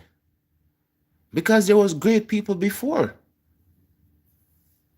Our people was great. So that's why I say it's not everybody who wants a sensationalism. We want people who can keep track of history. We want people who can talk about these things like how them talk about them things, yeah. Keep me attentive, keep me laughing and enjoying them things here. These are the mix-up we're supposed to have mix up in. These are the lessons we're supposed to be learning. So we can wake up the spirit of the greatness in our way. Because it's in us. Wait there. It's not in a cell phone, it's not in anything. And the funny thing about it, how I think about things is outside all of these electronic equipment. Because within all of these electronic equipment, your thought is limited. You have to hide for say certain things, you can't show certain things, all of them things. Those are limitations. But when we read them things here, when we watch them things here, it just open up more compartment in my mind, so no say it can be done.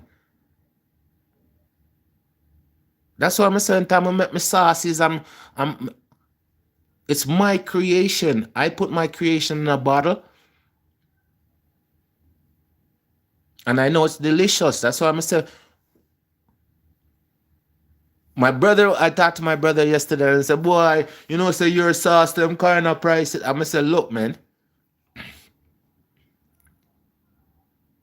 Everybody's going to look at the price of I didn't even want to do a commercial. We just, yeah, the price is high, but the sauce is delicious. Because why should you give away good stuff? Why should you just say, water it down? This is everything. I listen to people. But just because I listen to them, it doesn't necessarily mean that I have to do what everybody says.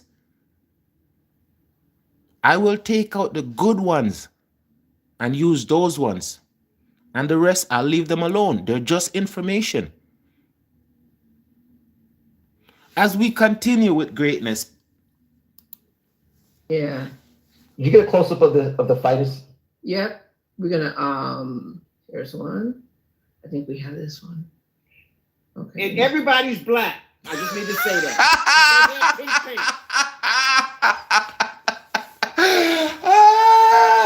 Yo, this professor, this man is this man is straight up, bro. This is what I'm saying though. We used to do things amongst each other. we used to do, okay, so I'm gonna do like a series on the Martin Luther King coming up next month, because I was listening to this podcast today, and this lady was talking. She was saying we were way better before integration. We had so much more before, right? So I'm gonna do a couple of a series on that, because again, it's detail. What I'm looking at is the detail. I'd rather go into the detail of things instead of just rush. What I'm trying to say, it's not about sensationalism. It's not about what everybody's talking about. It's the things that people are not talking about I want to talk about. So when I'm doing the UIC series, everybody's doing everything else. So I'm saying, okay, then fine. Let me do some on UIC. And tomorrow when I do the interview with what's his name there, I'm gonna talk about some stuff on that one. But I'm just saying, I want to go into detail. I want to look into the things that we're supposed to look into. So now they're giving me more information. So I have contents forever, because there's so much good stuff out there we can highlight. We can put good stuff in. If everybody's putting good stuff in the machine is going to have to start highlighting good stuff. We're going to have to we can force it according to how we want it to be, not how it is. As we continue, ladies and gentlemen. They had all the colors of paint. Everybody's depicted black. I need to put that out there. And family, while we wait for the picture to come up, just please again like and share the video. And we're gonna. Okay, wait. No. Those guys are actually smelting iron or metals. If you read in the book Kupagani and Gumi, the Magi warriors had to make their own weapons so it'd be forged in the geometry of your personal body. You learn metallurgy and all of that. Again, you can see some of the warriors here. You see grappling, throws. I think in the center here, somebody look like they got you by the legs and the guy's upside down. Here's somebody getting thrown over somebody's shoulder. There's a tripping move on the second level.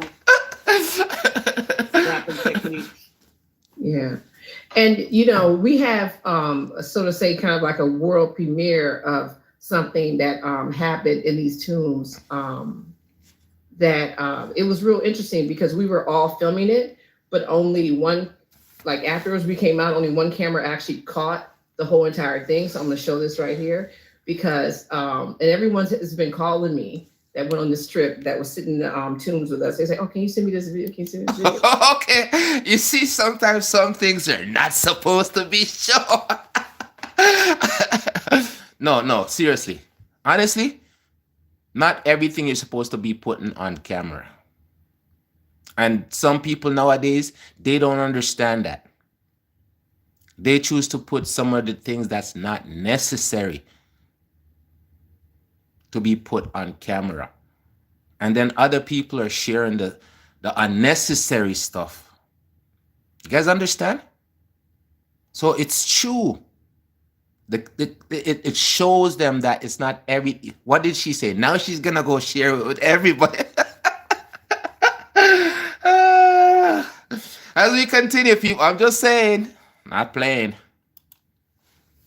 Absolutely not. I was like, no, we are gonna show it here. Oh my God, she said absolutely not. And I told you I didn't watch this. I didn't watch this video before. I just saw the title and I just wanted to since it's Sunday night, I just wanted to just watch it and just put it on my YouTube channel. So, it's good content. But I can't believe how amazing this tape, this. My goodness, I definitely have to do a part 2 of this, because this is so amazing. She said absolutely not. I can't believe. Yes, I can't believe, because that's how it's supposed to be. Talks first. But this was really, and just to be with Baba in there, it was like it was a surreal moment. And yes. It was really nice to be able to share this with him. Yes. But I'm going to show you guys this video. It's never been seen. Of what we did with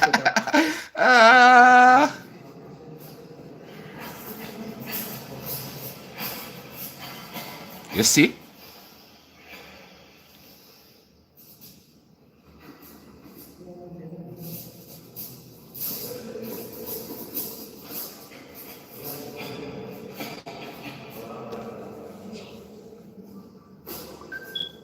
Wow. Yo, okay. Yo, my goodness. People, that's the man right there. This man is 70 years old. Be unlimited. I told you, eventually when I get big enough, I'd love to have some people, talk to some people. You know what I'm saying? Because there's some people out there I just like to talk to.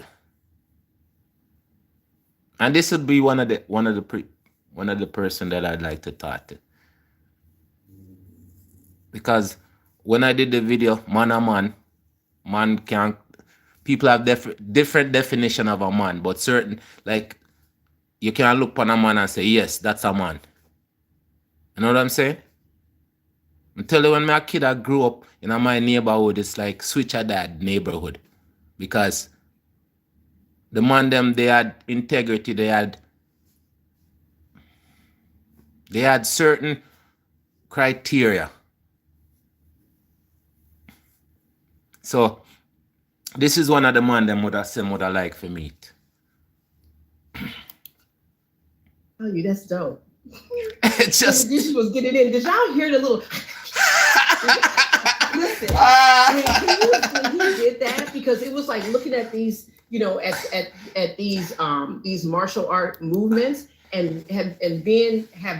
I'm getting too excited, people. Wow. And so just, you know, we asked him just to do a little something. I thought he was just going to kind of do like maybe a little hand thing or something, but he was like, you know, in full, and then just like the sound, it was just really beautiful. Oh my goodness. But yeah. Yeah. I can see you're impressed. Just say you're impressed. Just say you're impressed. Yes. So, you know, with that, you know, we saw you do it in real time, and it was literally, it was you know, really interesting. It captured 4,000 years prior to you, right behind you. Absolutely. You know, that's such an amazing thing when you think about it. But how has African combat knowledge been preserved and transformed over the time and throughout the diaspora? You know, from the Nile Valley to Angola. You know what I mean? How were we able really to do that? Well, again, it's a relationship with nature. So I have to go back to that. Culture is your medicine. It's a relationship with nature. We look, when man fights, you understand, for a long time, man was not on top of the food chain. Some of the cats, like the saber-toothed cat, the saber-toothed tiger, and all of them, they were on top of the food chain. Man was a snack for them. So we had to band together in groups to be able to fight them all. If you're fighting a cat, you can't even run up the tree because he can run up the tree after you. So climbing the tree is not going to escape, you know, a lion or a panther. That's not going to get you away. You know, saber-toothed tiger, you run up a tree, he just eats you up the tree. That's all. So we had to learn weapons to be able to keep him off from us, and then we needed to imitate the fierceness of some of these animals who were great predators. So we started studying the way predators were studying. We saw the way the leopard sneaks up on you before he sprints out. You know, so you know we're imitating these things. We realized that once we grab it, you ever see the lion catches a deer in full stride. The lion has to trip him. Yes. Tie him up. Box him. Yes, so yes. We learned like a single leg. Box him, foot them, him two back foot them because they're going so fast. I used to watch them nature show there all the time. And you see the thing about it is, you hear him say, study your enemy. How can you study your enemy when you keep your enemy close? All of them things, it don't make no sense. It doesn't make no sense. Your enemy are your enemy for a reason. So you keep your enemy away from you. Man, I'm loving this. takedown, double leg takedown, take your opponent's legs from under him. You know, so we learned this from watching nature. Then the tiger or the lion goes straight to the jugular vein. He ain't trying to just bite you in the butt or try to bite you in the stomach. No, he's going to clamp down and take your wind, take your breath away. He's going straight for your jugular vein. Sometimes he'll grab the mouth and shut and clamp the mouth shut because animals breathe through they have to breathe, they don't breathe through their nose, they breathe through their mouth. So if he clamps and locks the jaws, you'll suffocate. And so we're imitating animals. And so if you look across to Asia, that was some of the same things. So if you look at the Shaolin movements, they're imitating the animals. If you look at some of the other Asiatic arts, to me, like most karate, and they're not imitating no animals. They trying to bust through, okay? Gorillas don't even fight like that, and they got 10 times the arm strength we got. So what I love about this is you can see various forms of martial art. Yes. You know, not just, you know, like jujitsu or karate or kung fu. There's like so many different things going on here. Like if you follow, it'll always be like a motion picture. It's like I grabbed you, I threw you down, I slammed you. You know, so some of these movements are continuous. It's not like the whole move is in one, too. And that's how they do movies. That's it. Right, it's like a movie scene, yes. It's like a movie scene, yeah. Your eyes just kind of go along. You actually see a whole grappling technique. Wow, now that's amazing too. So even when they use those still photos back in the days, wow. Even the still photos, this is how they did it. They copied these.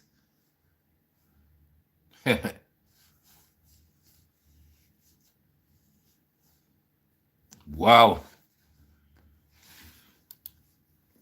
Looking at it from that perspective, right, of it being a kind of a continuous thought. So it's like class almost, you know, like karate books, it's step 1, step 2, step 3, step 4. Right. This is step.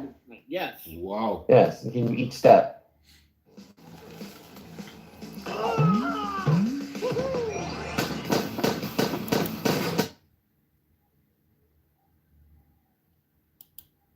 So you know how you start wrestling, how the two of y'all grab each other? Here you are right there. Mm-hmm.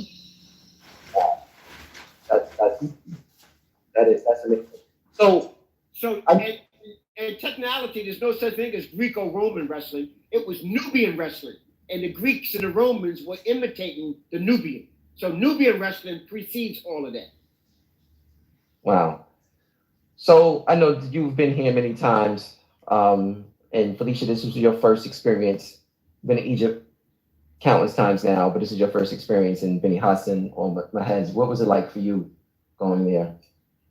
Oh my God, I was so excited. You know, you got to tell everybody the story about how this even came about.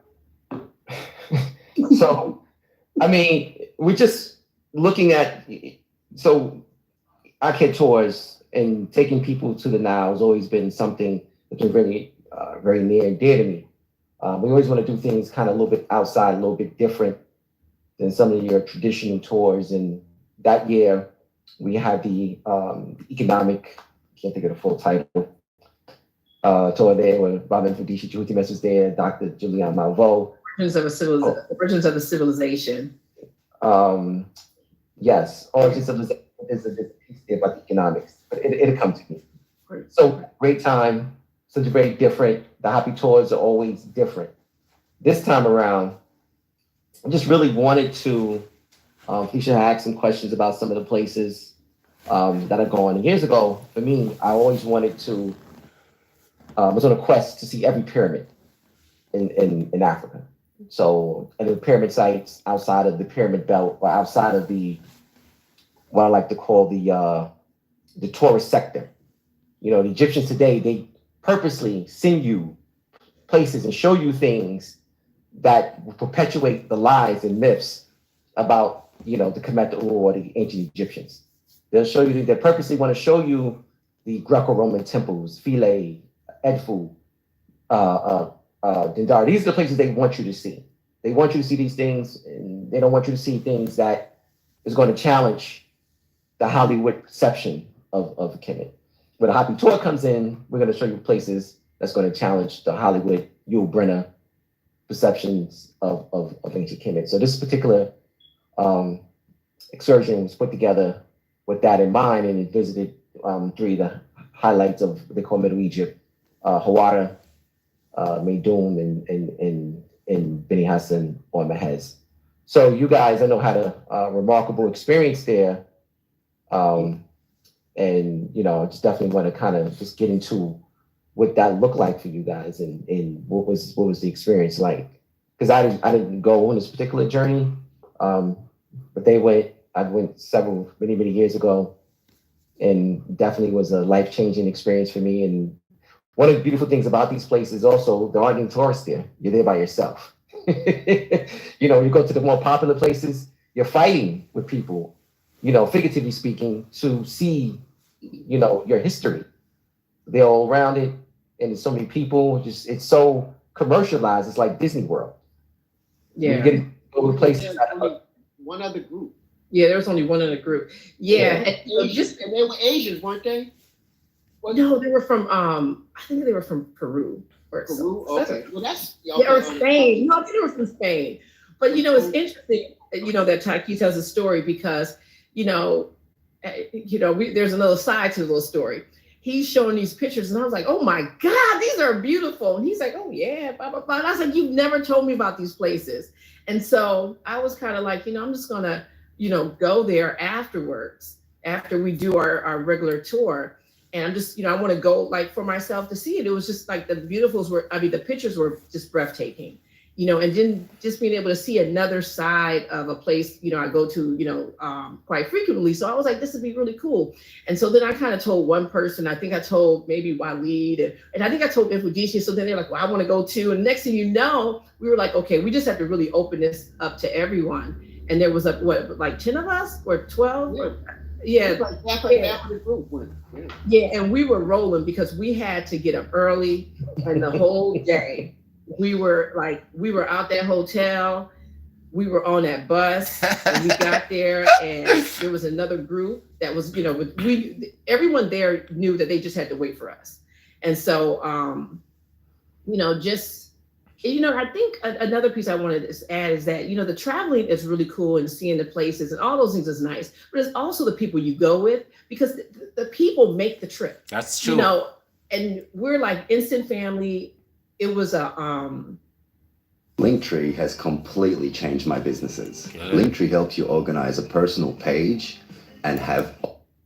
It's such a cool way to just see how everyone is interpreting this place.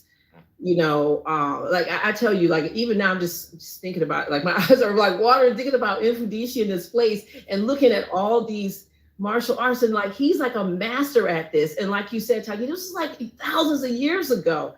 And then, just seeing it all full circle, and then just having the opportunity to be able to do it, and then just thanking God, thanking the ancestors, thanking, and just thanking, everyone. And I think I said, oh, thank you for telling me about this place. It was really beautiful.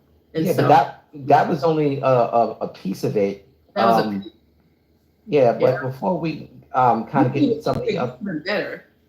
I'm sorry, go ahead. I was like, each place, we're like, damn, this is gonna get better than this. Because walking into that particular, we went into 4 that day, but walking into that one initially, I was like, damn. And we even saw someone, the first signs of cosmetology. Somebody was cutting somebody's hair, and I was like, damn.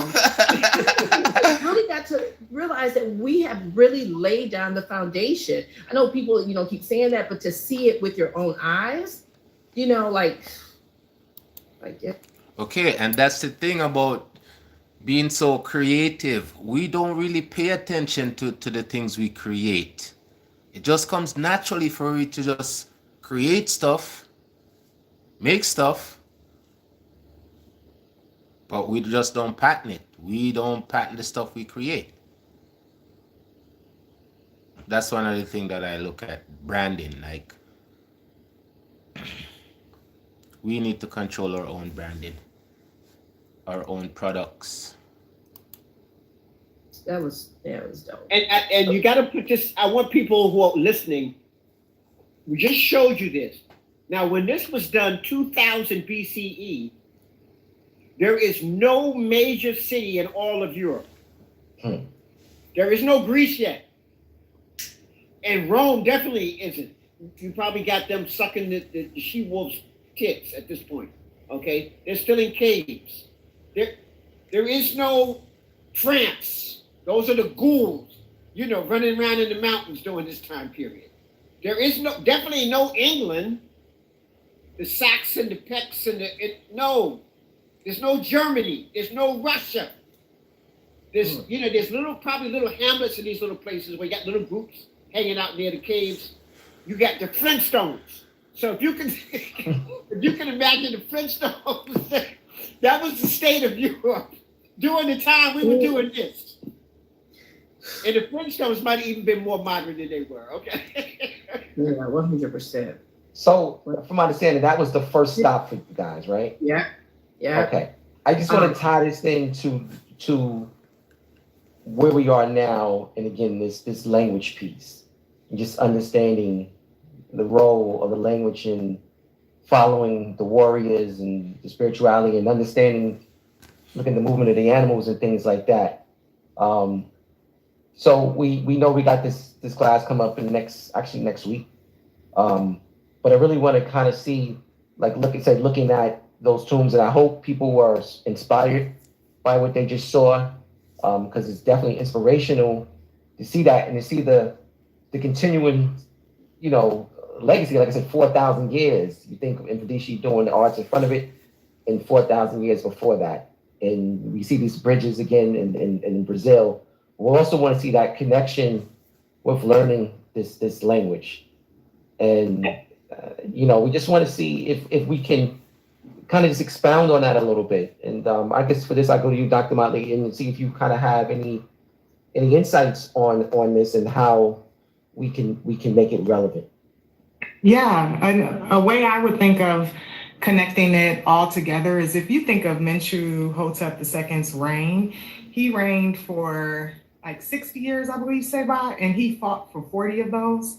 And if you think of a lot of these leaders, they spent majority of their time, trying to secure kind of their land or save a thing. But what I think is beautiful about this Mentuhotep class is it talks about how Mentuhotep went to war physically, but also economically, how he thought about trade, also culturally, how he thought about ushering in this classical literature age, because we got to preserve knowledge. To you all's point about the newsletter, we need to have our own kind of circulation of what's going on that's for us and by us, and how do we kind of preserve this to make sure that those after us, will kind of have access and kind of all of those things. But the Mentuhotep is centered, kind of around how he fortified himself to become this warrior, but also just a great holistic leader.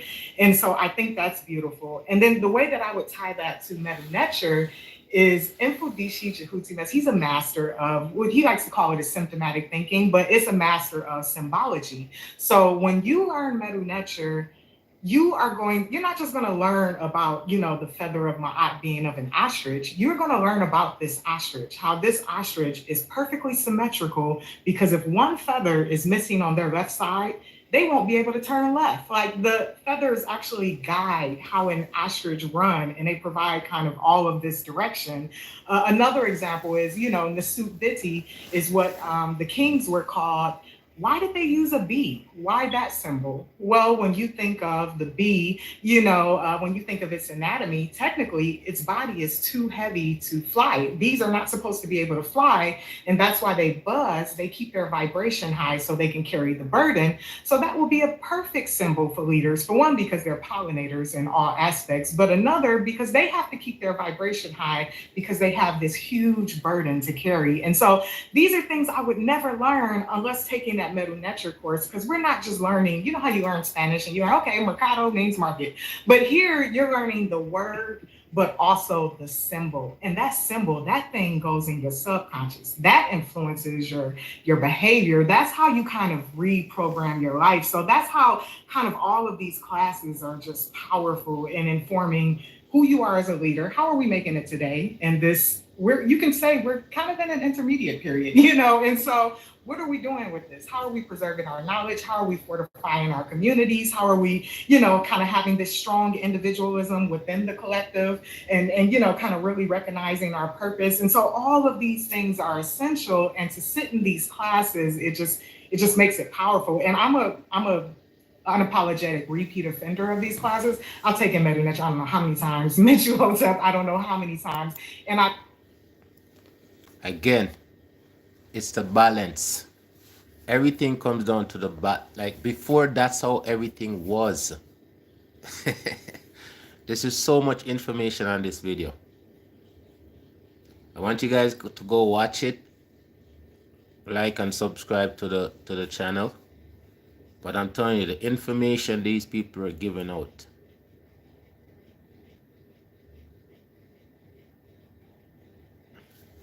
it's amazing. It's refreshing. Learn something new every time. I get more insight, every time. So I definitely encourage you all to look at, to get on the website, email us, sign up for those courses, because it's beautiful and just teaching about the culture, the language, but also in fortifying yourself as a leader. Right. Just want to put the dates up in the email in the the website again, so people can sign up for it. And thank you. Definitely. Infodisha, you want to get into that before we move on? Yeah, I just want to say, and thank you, Dr. Brittany. But we also take you through like a rites of passage as you learn. It's $5.50 for a ticket. You get a chance to really for the delve course, into for the the course. culture. So the language again isn't just stagnant, like you're saying, like you're just learning another foreign language. You understand that the whole earth is not only a library, but a university. So the earth is a library and a university. And instead of you just running through it, running over it, walking over it, you get a chance to experience it. And the Badu Nexus stops you for a minute and say, you see that bird you've been looking at? That bird is trying to teach you something. And you're too ignorant to even learn the lesson. You won't even slow down enough to learn the lesson the bird is trying to teach you. These insects are here to help balance the ecology, the ecosystem. And we just smashing them and destroying them and don't understand why. We just cutting down the trees. We don't understand that the trees is giving off the oxygen for us to breathe. So if you ain't got no trees, you ain't got no oxygen, you ain't got no breath. There's a relationship to nature. It's an encyclopedia. It's a whole library. It's a classroom. It's a university.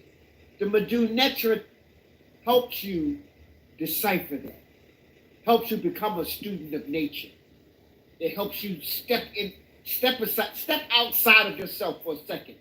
My mother used to say, when you get a little older, you think you don't want to listen no more. She said, "Oh, you smelling yourself."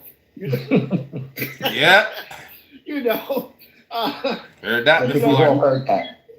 Put your ego to the side and let nature teach you.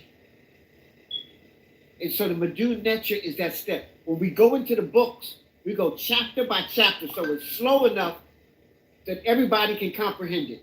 We either have somebody reading the chapter or we have a tape, or audio tape of the chapter. And so not only is your reading, you get a chance to hear somebody else so that maybe you can just take notes in the book, So we give you both options. There's a reading, there's somebody reading to you, and then you're doing your own reading. And then you got a whole week to answer the question. And then the questions are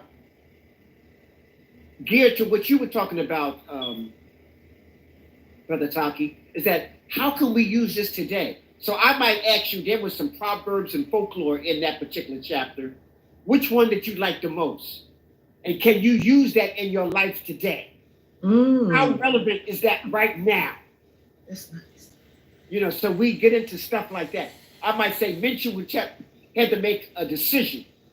If you were in his place, would you have made that same decision? If not, what would you have done? You know, things of that nature. So you begin to think, we got to organize our community. Minshew Hotep did this.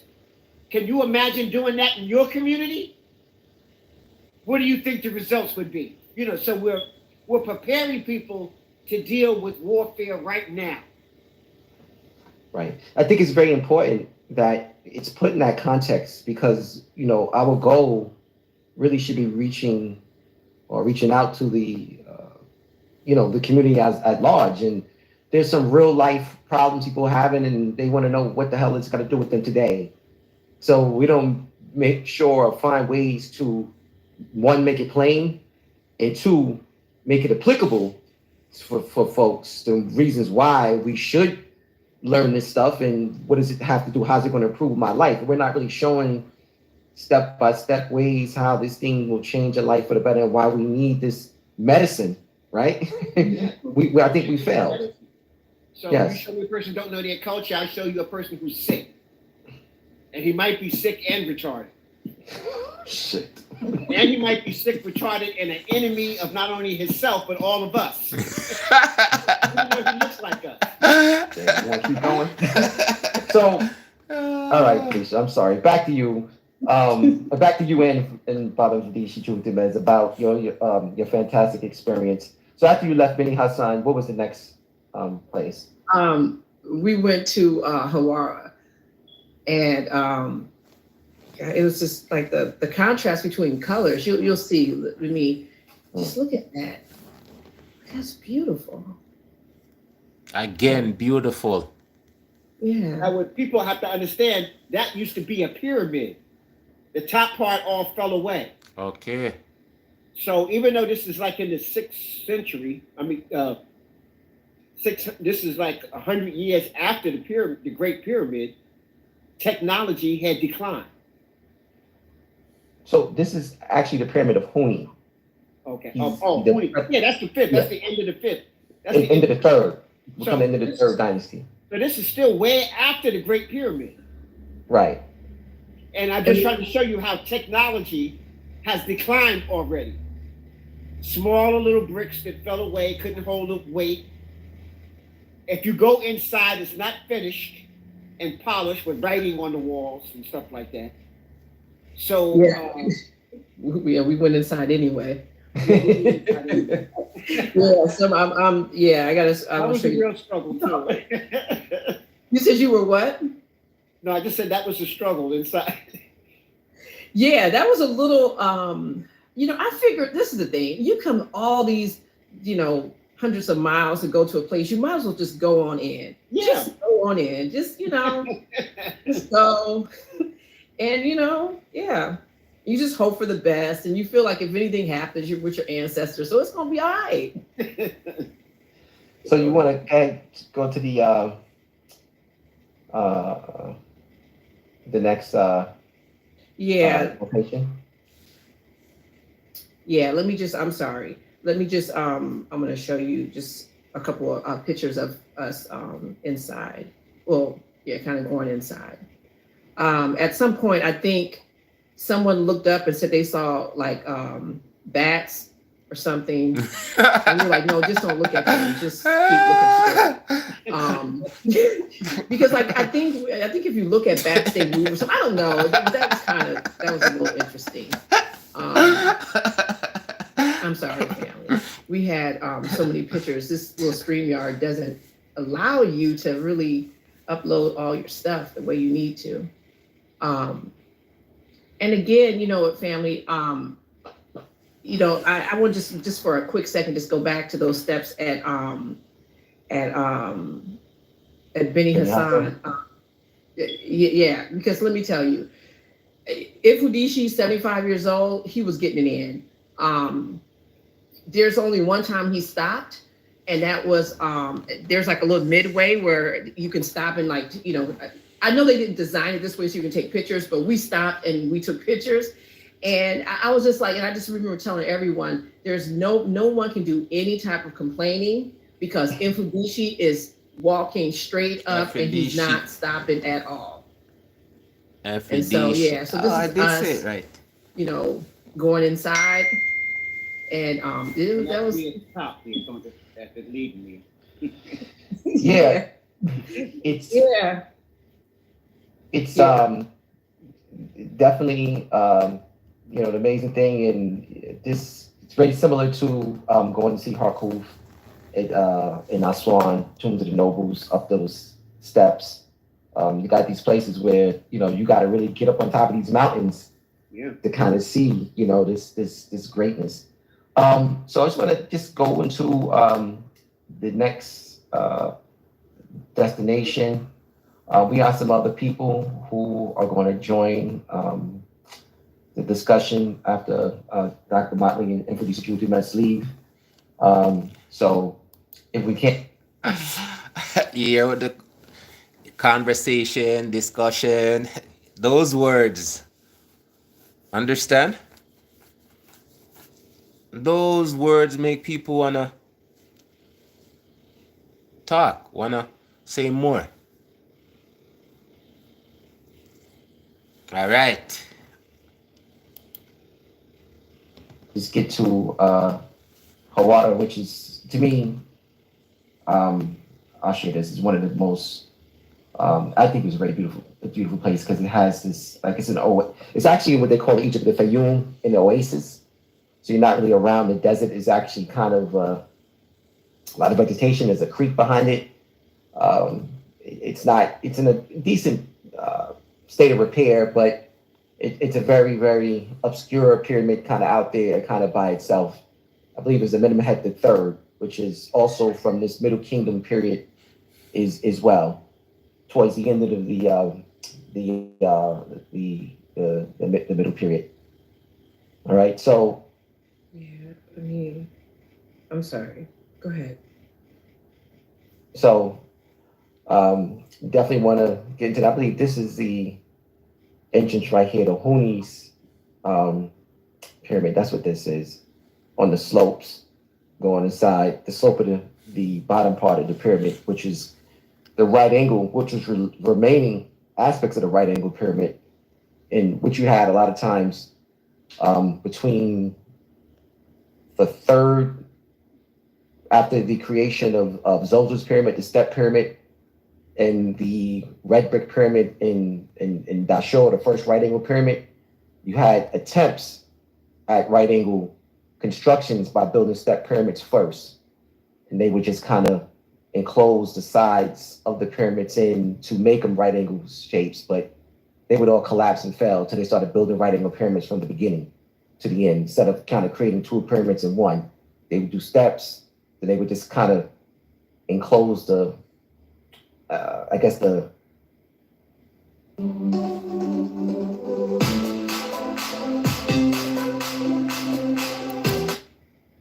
intentions of these steps in and kind of smooth it down. But again, all those attempts failed. There were several of those, and this was the last one that was done that way. And then following that period, or following this, you had the first right angle pyramid, because Senefru succeeds Huni and does the first right angle pyramid. So, but they were trying for a while. They tried for about 100 years to get that right. And you can see that even in Saqqara, you see some of the step pyramids that were transformed to right angle pyramids, but all those attempts, like I said, didn't make it through time. So it seemed like Infudishi kind of stepped away. So Felicia, you just want to go ahead and finish talking about your experience there? Yeah. Go ahead. No, I mean, this is one of the mastabas there. It's huge. It's one of the largest mastabas I've seen. I think it's of an unknown owner or occupier. I don't really know who it belonged to, but I remember having an experience of going in here. It's one of my most exciting moments in all my trips thus far to Kemet, was going inside this mastaba here. But go ahead, Felicia. Yeah, we were unable to go in They looked like they started to do some excavation. And so we were not able to go in for this. We were just outside. Yeah. So we put the promo video out, when we were promoting this particular tour. And in there's some clips from when I went in there about 20, or definitely over 20 years ago. Got a chance to go inside. I'm glad we had the opportunity to really kind of capture it and document it well. So I have some more extended footage of it that I didn't necessarily share. But so let's kind of move on to the next location. Yeah, that's the other locations, all videos, which we already kind of have met our max on videos on StreamYard. Okay, all right. But let me tell you what we're going to do though. We're going to actually, and this is like just going back to what Dr. Motley said and what Taki said and what Infudishi said about this, this place of getting, information and having, it being something that we're really utilizing. So for our next edition for Happy Talks that comes out in February, we'll put in links, so you can see these private videos. Some of them are kind of funny and stuff. And I'll even put the, other videos of Infudishi up there. But yeah, we'll include that in the newsletter. Okay. So, Bob Infudishi, do you have any, I guess I'll start with you, Dr. Motley, then I'll finish off with Infudishi. Our closing words is that Madhu Nature class starts next Sunday. Wait, I just going to take Dr. Motley's closing words. Okay, go ahead. No, I was going to finish with you, Bob Infudishi. Start with her, then finish with you. Dr. Motley, did I cut you off? I'm sorry. You did not. You did not say, well, you're good. I have nothing else, just that I hope to see you all in class. In the same way that Felicia said, it's cool going on trips with people because you just get to meet new people and learn from them. The same thing with these courses. Like, it's people from all over that just get to, become part of a community. So it's a beautiful way to network. So I hope to see you all. And thank you so much. Again, the classes start next week. The Madhu Nature class and the Menchu Hotep and the Spiritual Warrior, they start next Sunday. And we just want people to sign up from DCJehutimus.com. And if they have any questions, they can email me at infodcjehutimus at Yahoo or infodcjehutimus at Gmail. And send your email, and I'll make sure that Dr. Brittany will send out the information for you so that you can become part of this experience. And again, even the people who've taken it once, if you take it twice, you're just going to learn more. Each time, each layer, there's different layers that you're learning on top of it. And I never teach the same thing exactly the same way twice. So you still, I don't care if you had me for that class, it's going to be exciting and different the next time you take it also. I don't want people to say, oh yeah, I had him one time. No. It's going to be different every time. So we're just looking forward. People, please sign up. We have to support ourselves. I think when the Happy Film came on, it said it was $1.4 trillion. I heard it this year is $1.6 trillion. That's the one up. Yeah. We still would be the 16th wealthiest nation in the world, but we don't own or manufacture hardly anything. And we are our own people. We have to support each other.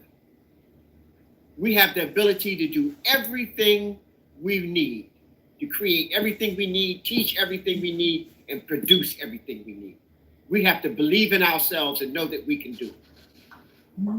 So hopefully our classes will be full. Absolutely. Hopefully people will sign up and we can get this ball rolling. And maybe you will be a Menchu warrior. Yes, get so inspired to do that. All right, people. So listen, we thank you for joining us. Family, please stay tuned. We have much more to discuss. Definitely want to give a big shout out to my brother, Dr. LaRoche, for his generous donation in the super chat. Thank you, brother. And we want to definitely say thank you to Dr. Brittany Motley and Infudishi Jehutimes for your contributions tonight. It was such a inspirational discussion, and I hope people take from it and apply it to their lives and figure out how they can keep this spirit of resistance going. Yeah. So until the next time we see you Black people soon, peace. Okay, people. Again, you guys can go watch this. It's called Happy Talk. It's a very informative channel. Again, how I look at things, it's always finding balance, because there's balance out there for us. There's balance out there for everybody. There's also balance for us. All the people who feel that they don't have it, you can find it. Doesn't matter who it is, because balance is so important.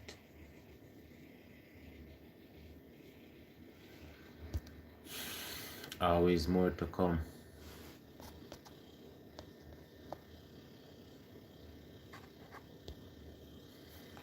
Thank you, people. Thank you for the thumbs up. Thank you for your support all the time. Always manners and respect.